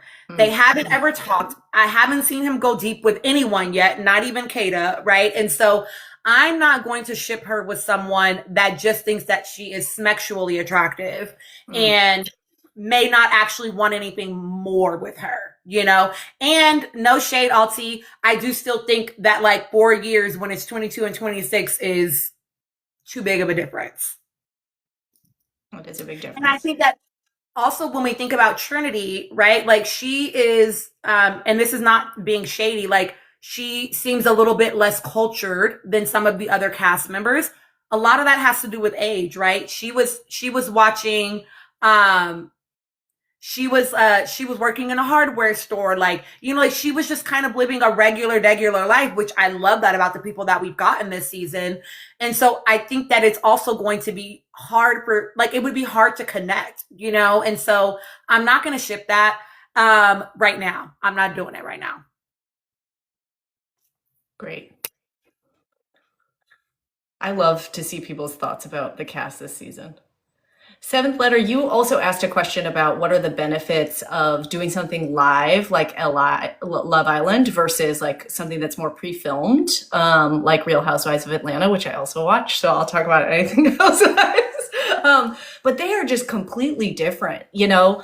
There's a lot of differences between the way that they're done. You know, the benefit for Love Island, well, I'll just say from a producer, is like because it's airing every single day, it creates a fandom. Like we are all so excited. You know, we're all watching it in real time. And so it becomes like a sports fandom, you know? But the cons on a production side are doing things live, and I've done a ton of live in my day, are fun because like you edit it and you're done. It's fast. But at the same time, it is just a beast to do. And they are doing so much work in such a short amount of time. You know, usually those Real Housewives of Atlanta episodes take a minimum of 8 weeks per episode to edit each episode. And that's like being generous. On the low end, that's 8 weeks. They are doing it in less than 24 hours, actually 16 hours, you know, on Love Island. And so you have to think about, for production, I have nothing but respect for the way that they are able to turn that around. That is not easy. And they've got 30 editors to do that, which is crazy. And so there's a lot of impressive things that happen. And then when I hear people being like, why is this cut out? Why is this? A lot of it is necessity, you know? But a Real Housewives, what is great about it is you can craft the story a little bit better. I think we all see, I mean, I'm thinking about the heart rate challenge. When they cut it down, we were all confused, you know? I think sometimes stories have big missing holes, or I think we all missed a lot of the sort of like, I know there's a lot about Nick and Alandria, you know, from last season, and we're talking about all this stuff on Cutting Room Floor. They're making fast decisions and they don't always make the right decisions, you know, for what comes to be over time. When you have a little bit more time for things to play out and you get to see the full picture, you have a better way of being able to craft that, if that makes sense. I feel like that kind of answers one of the questions that got posed to you, which is like, when they're editing that fast, they're having that quick of a turnaround, like, how do they decide the story that they do craft? Like, how do they decide the story to tell? Yeah. I think that there's probably, I don't know for sure, and I'll find out, you know, because I like to be pretty, you know, accurate from production. But generally, there's like story producers whose entire job is to figure out what that story arc is. And you'll usually choose, the way we usually do it is choose a couple what are called A characters, so a couple key people. If you know that there's going to be a fight at the end between Tina and Ilea, then we're going to show as many scenes leading up to that, so you have the best context of that, right? And so you choose a couple characters to really highlight, and everything else just becomes sort of like on a lower tier, which is why we haven't seen much from Zach, for instance, you know? So producers will oversee that process of how that story gets told. But again, they're having to figure it out in real time, whereas usually we have sort of a lot more foresight into what's about to happen. So in episode 2, you might be setting up with something with Nene that's going to happen in episode 8. You don't have the luxury of doing that when something's live like this. No, yeah, that makes sense. That makes sense. And so, yeah. Nerdy production stuff. Sorry, I get that. This is yes. Like, it's key. It's great data. It's great information, right? Like this is gonna. Now I'm like, okay, maybe I should be nicer to production. You know, like I should be a little bit more gracious because Well, I Jeez. don't know. I see both sides of it. I mean, I think that to a certain, I think the biggest misconception is that people think that producers are sitting there and actively being like, how can I mess with this person?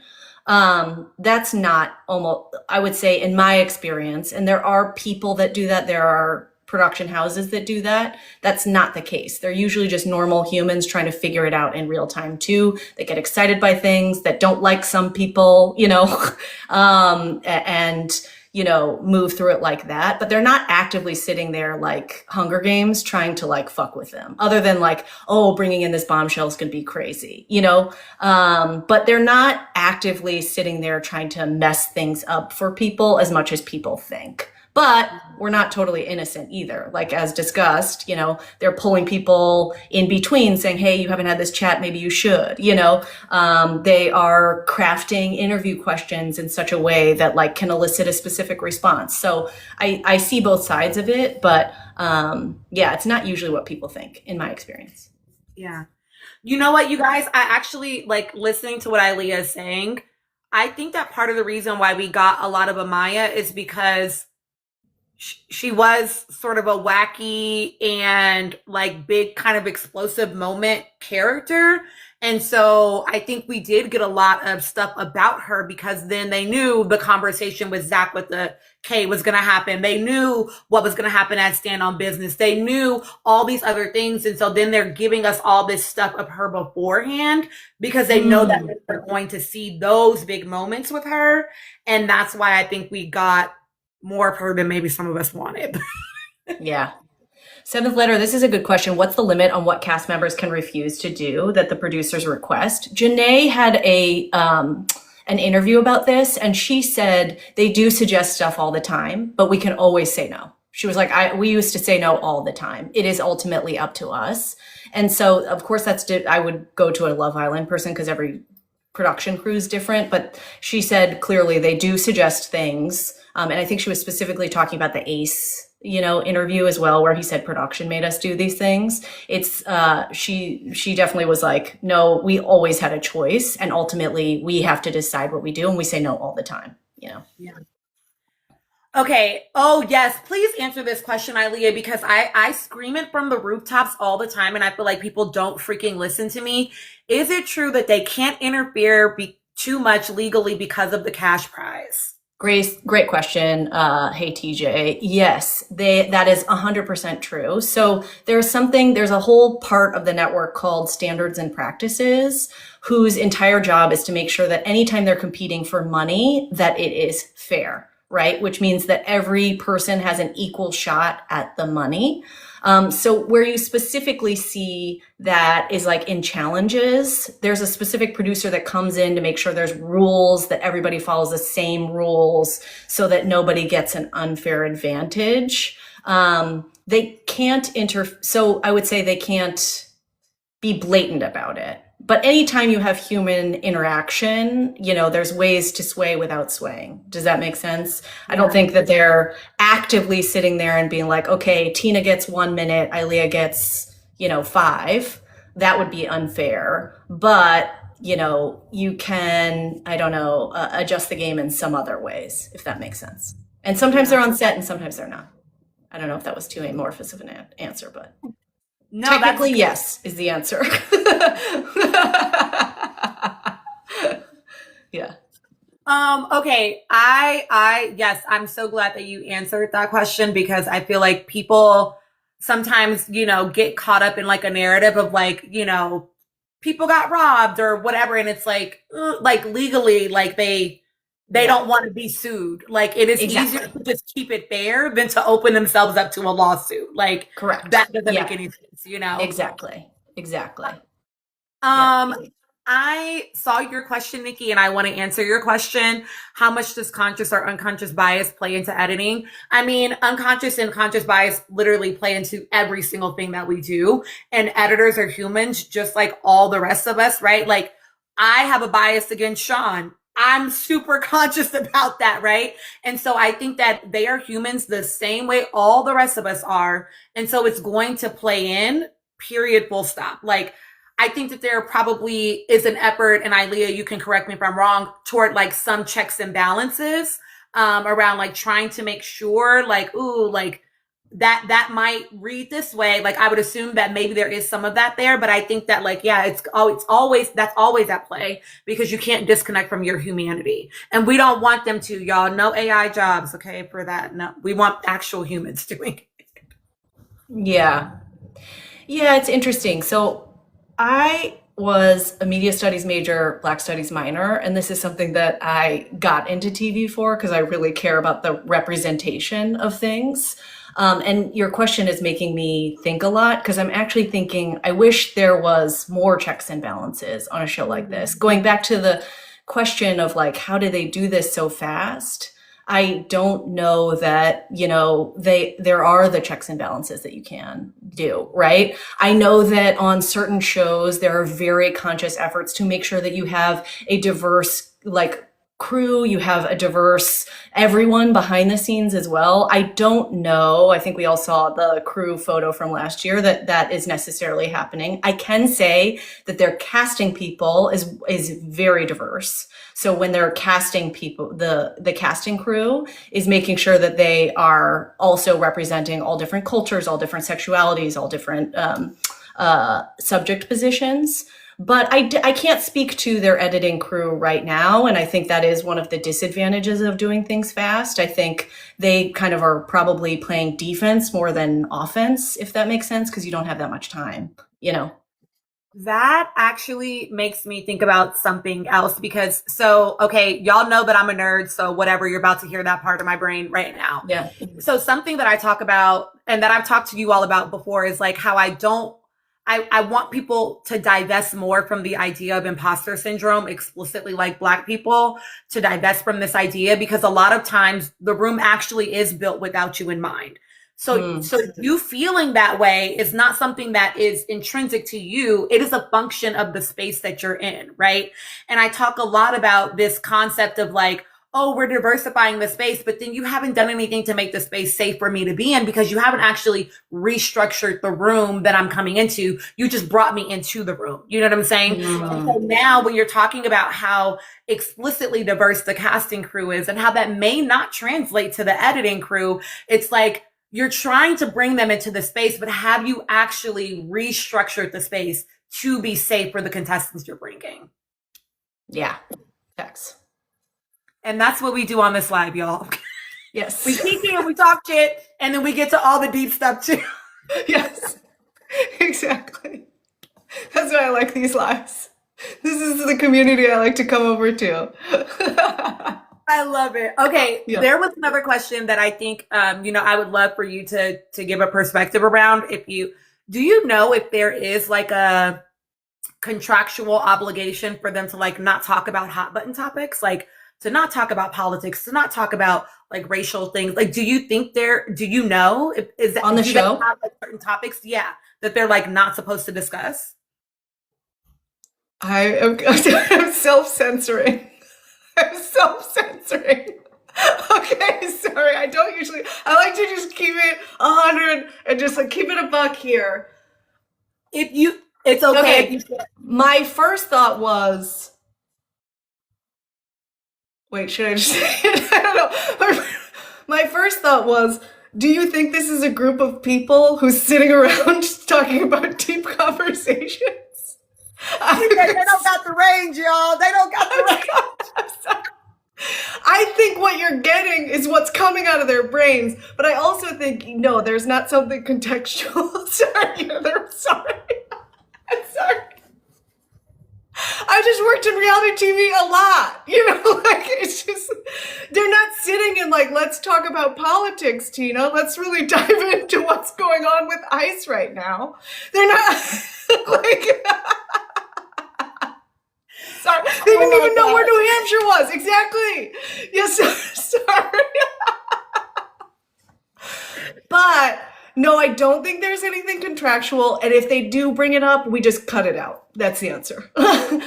They can talk about whatever they want. But again, there's a heavy editing process. There's 20 producers, 30 editors. They would just cut it out, There. if they did. But I do love that you think that they're just sitting there like, hey, Who did you vote for in the last election? What do you think about women's rights to choose either by their own bodies? Fair. That is so fair. Like, no, that is not what they're talking about. I wish it was. That'd my be great. I love that question. Where were you and your parents on January? Yes, exactly. Because Tina is intelligent and deep, she assumes everyone else is. No. And I love them for it. I think we come to Love Island to escape, right? That's true. That is true. That is true. Oh my gosh, that cracks me up. You're very right. Our mistake. Yes. Our mistake, Chat. Our mistake. Did anybody else think that? We're like, why are they getting to the nitty gritty? Like, that is the nitty gritty. They're talking about pizza toppings, like y'all said. Yes. Right? How do you feel about the political and economic state of the world? How do you feel about the American GDP these days? Like, what do you? Yes. Oh my gosh. Oh God. Oh my gosh, that's funny. Yes, this is great. Yeah. I love it. I love it. Y'all, you're the best. Y'all, I think y'all are so funny. This is a great group. Yeah. Okay, let me see if there's anybody else. Who have we not chatted about that we need to chat about, guys? They don't even know where New Hampshire is happening. Who knows? We're all thinking about now the deep political state of the we're like, what do we wish the Islanders? Actually, I would watch a bunch of TikToks. It's their mouths dubbed with like a different conversation. Oh, that's real. Yeah. Okay. I like Kata so far, y'all. I think she's just the right amount of messy. When Melanie, I have so much smoke for Melanie, y'all. But when Melanie was over there, listen, when she was over there talking to Sincere and Kata's looking over and watching their conversation along with freaking Zach and Bryce, Melanie directed that at Kata. You're so nosy. Like, they're all looking at you, girl. Like, of course they're nosy. And she's like, sorry. Like, I love that she just owned it. I thought that was great. I also loved, even though it was so cringy to watch, her giving a direct no to Bryce and like being able to and like her boundary at 22. That is impressive. You know what I mean? Yes. Like not feeling like she needs to acquiesce to a man or like make him feel comfortable. I think she might end up being someone I really like, y'all. Yeah, I like her too. Yeah, I think that was a good bombshell choice, honestly. I agree. Yeah. Okay, Bad gave y'all a tap goal. Bad, they have 10 minutes, so let's do 13 because I like solid numbers to get to 175K. Otherwise, comments go into purgatory. Okay? You'll get locked up. It's honestly not that hard to say no to Bryce and someone that's great. Sparks. That's awesome. Sparks, don't do Bryce like that, bro.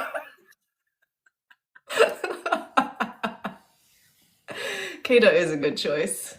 Jesse, Gabriel. Do we think we have any couples that will stay the whole time? I always like to see their gameplay. Like, you know, there's always some people that are like, I'm going to lock in my person now. But that's just a disaster waiting to happen, right? I agree. Even though I wish that people would give it less smoke. Here's the thing for me. I feel like, so I'm just going to tell you all that I think you're a little bit traumatized from season 7. Which fair, we all are, okay? We all are in recovery. You know? But we need psych as well on the way out. Okay.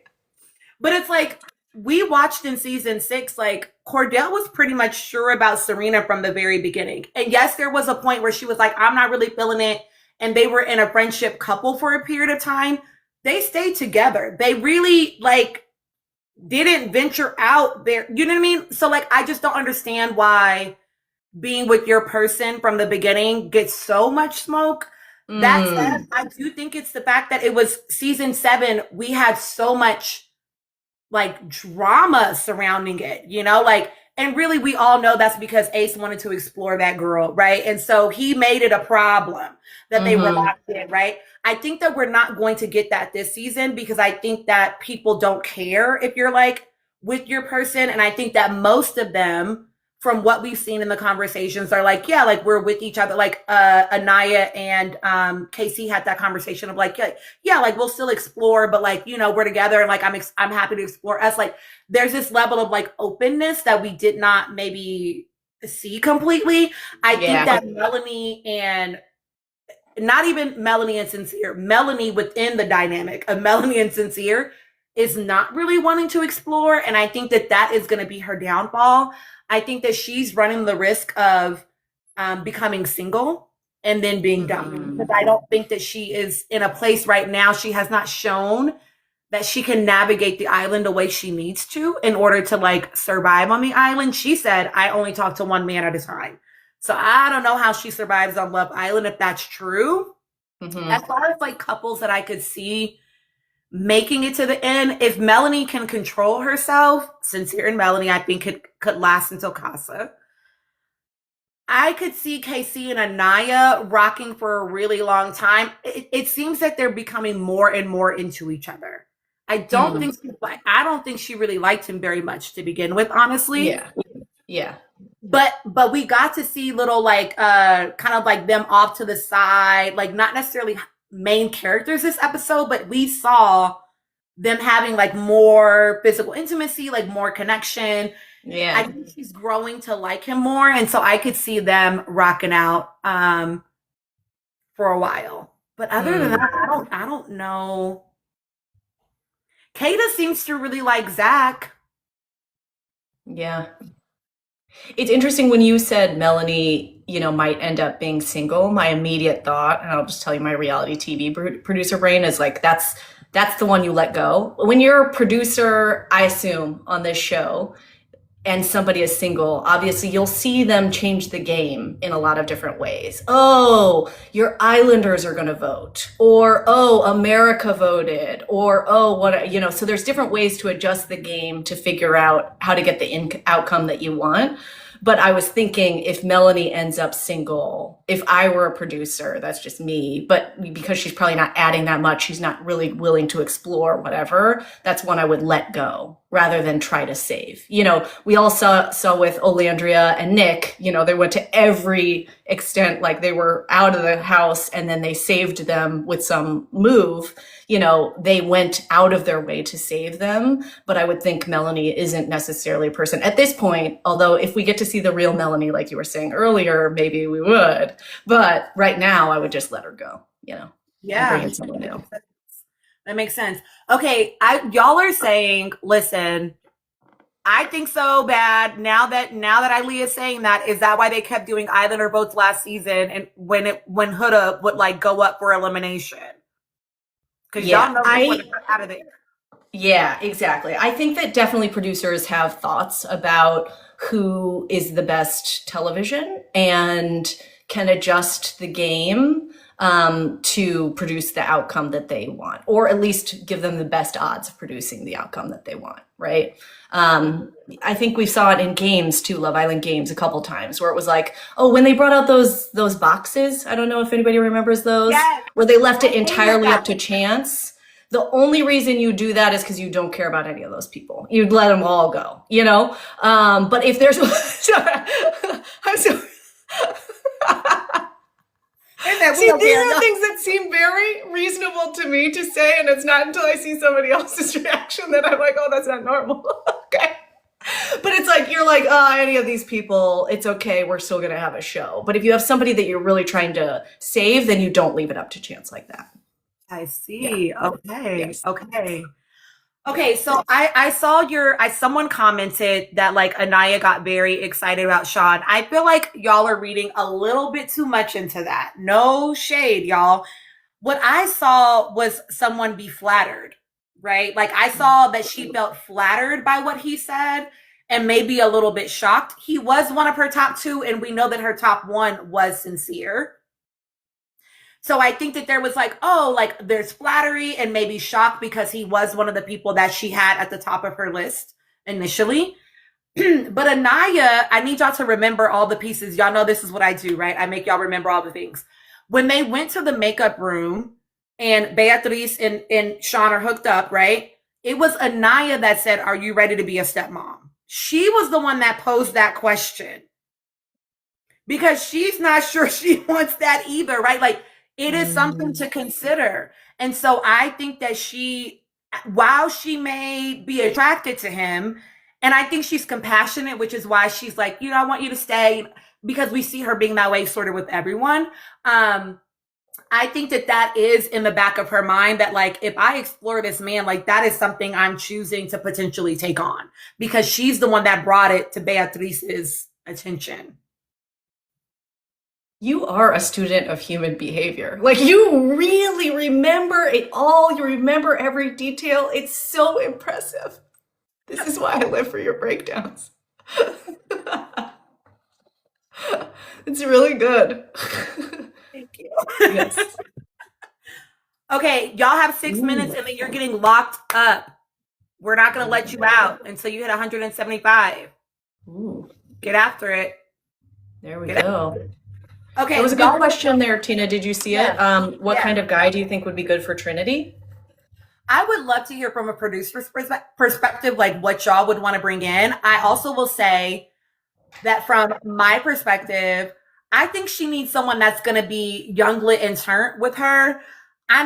Right now, I don't think that Trinity is on the island to lock it in with someone, if I'm honest. I think she's looking for a really fun summer. And so I think that she needs a guy that is also looking for a really good, fun summer and like willing to just like have a good time and like rock out to the end. Doesn't mean they won't be attracted to each other. Doesn't mean they won't even like have some romance. Like I think that she can have that and still be with someone that's like, we're just going to ride this until we can't ride it anymore. And then like no hard feelings is kind of what I think she needs. Yeah. Yeah, I would say from a producer perspective, it's interesting as you ask that. And if I was producing the show, I would probably have a thought about what her type was. But I, you know, the producer perspective, this is why I should probably stay off live. Okay. but is less so what kind of person would be good for her and is more so like, oh, I would wait until she's in a real couple that she really, really likes and then bring in the person that would turn her head the most and see, you know? So it's less so what kind of person would be good for her. It's like what kind of person would put her to the ultimate test to really test how she feels, you know? And that is the difference between a good human and me.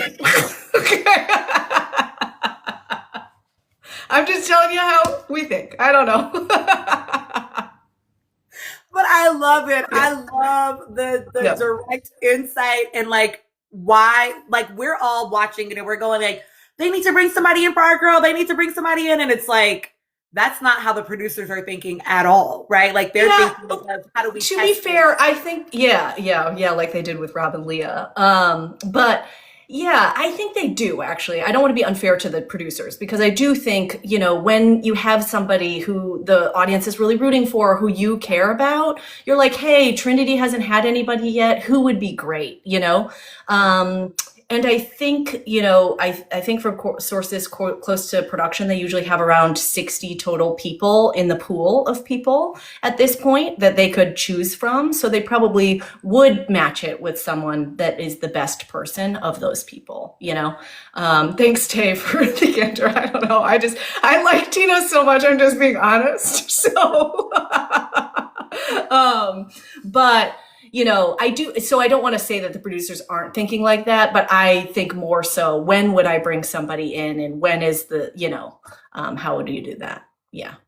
But I think in the beginning, you're trying to create as many fireworks as possible. So I think the next couple bombshells you'll see are not somebody who would be great for Trinity unless Trinity's in the solidest couple that you think could maybe fall. You know, I think it's going to be who can turn the most heads at once, you know? Yeah. Yeah, Yeah. that makes sense. That makes sense. Yeah. Which it seems like we're gonna get another bombshell tomorrow. Is that what it said? That's what the Oh, preview looked like. There's some man inside of the oh yeah.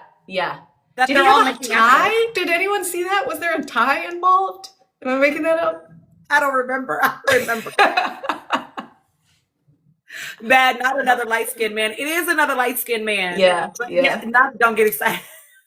You think he's a Nia's type. Oh, so maybe you think Ooh. that they There was a tested. tie. There was a tie. Okay, okay. I was like, did I make that up? Okay, I'm excited to see it. I know that you all are tapping out because y'all are exhausted. I know that y'all are like, some of my East Coast people, it is like 1:30 in the morning. One of my friends on here, it was 4 a.m. when you got on here. Baby, go to bed. Listen, I'm like, go to bed. Yes. But I love y'all down. Ilea, thank you so much. No, thank They've been you. like Oh. waiting for you to come here.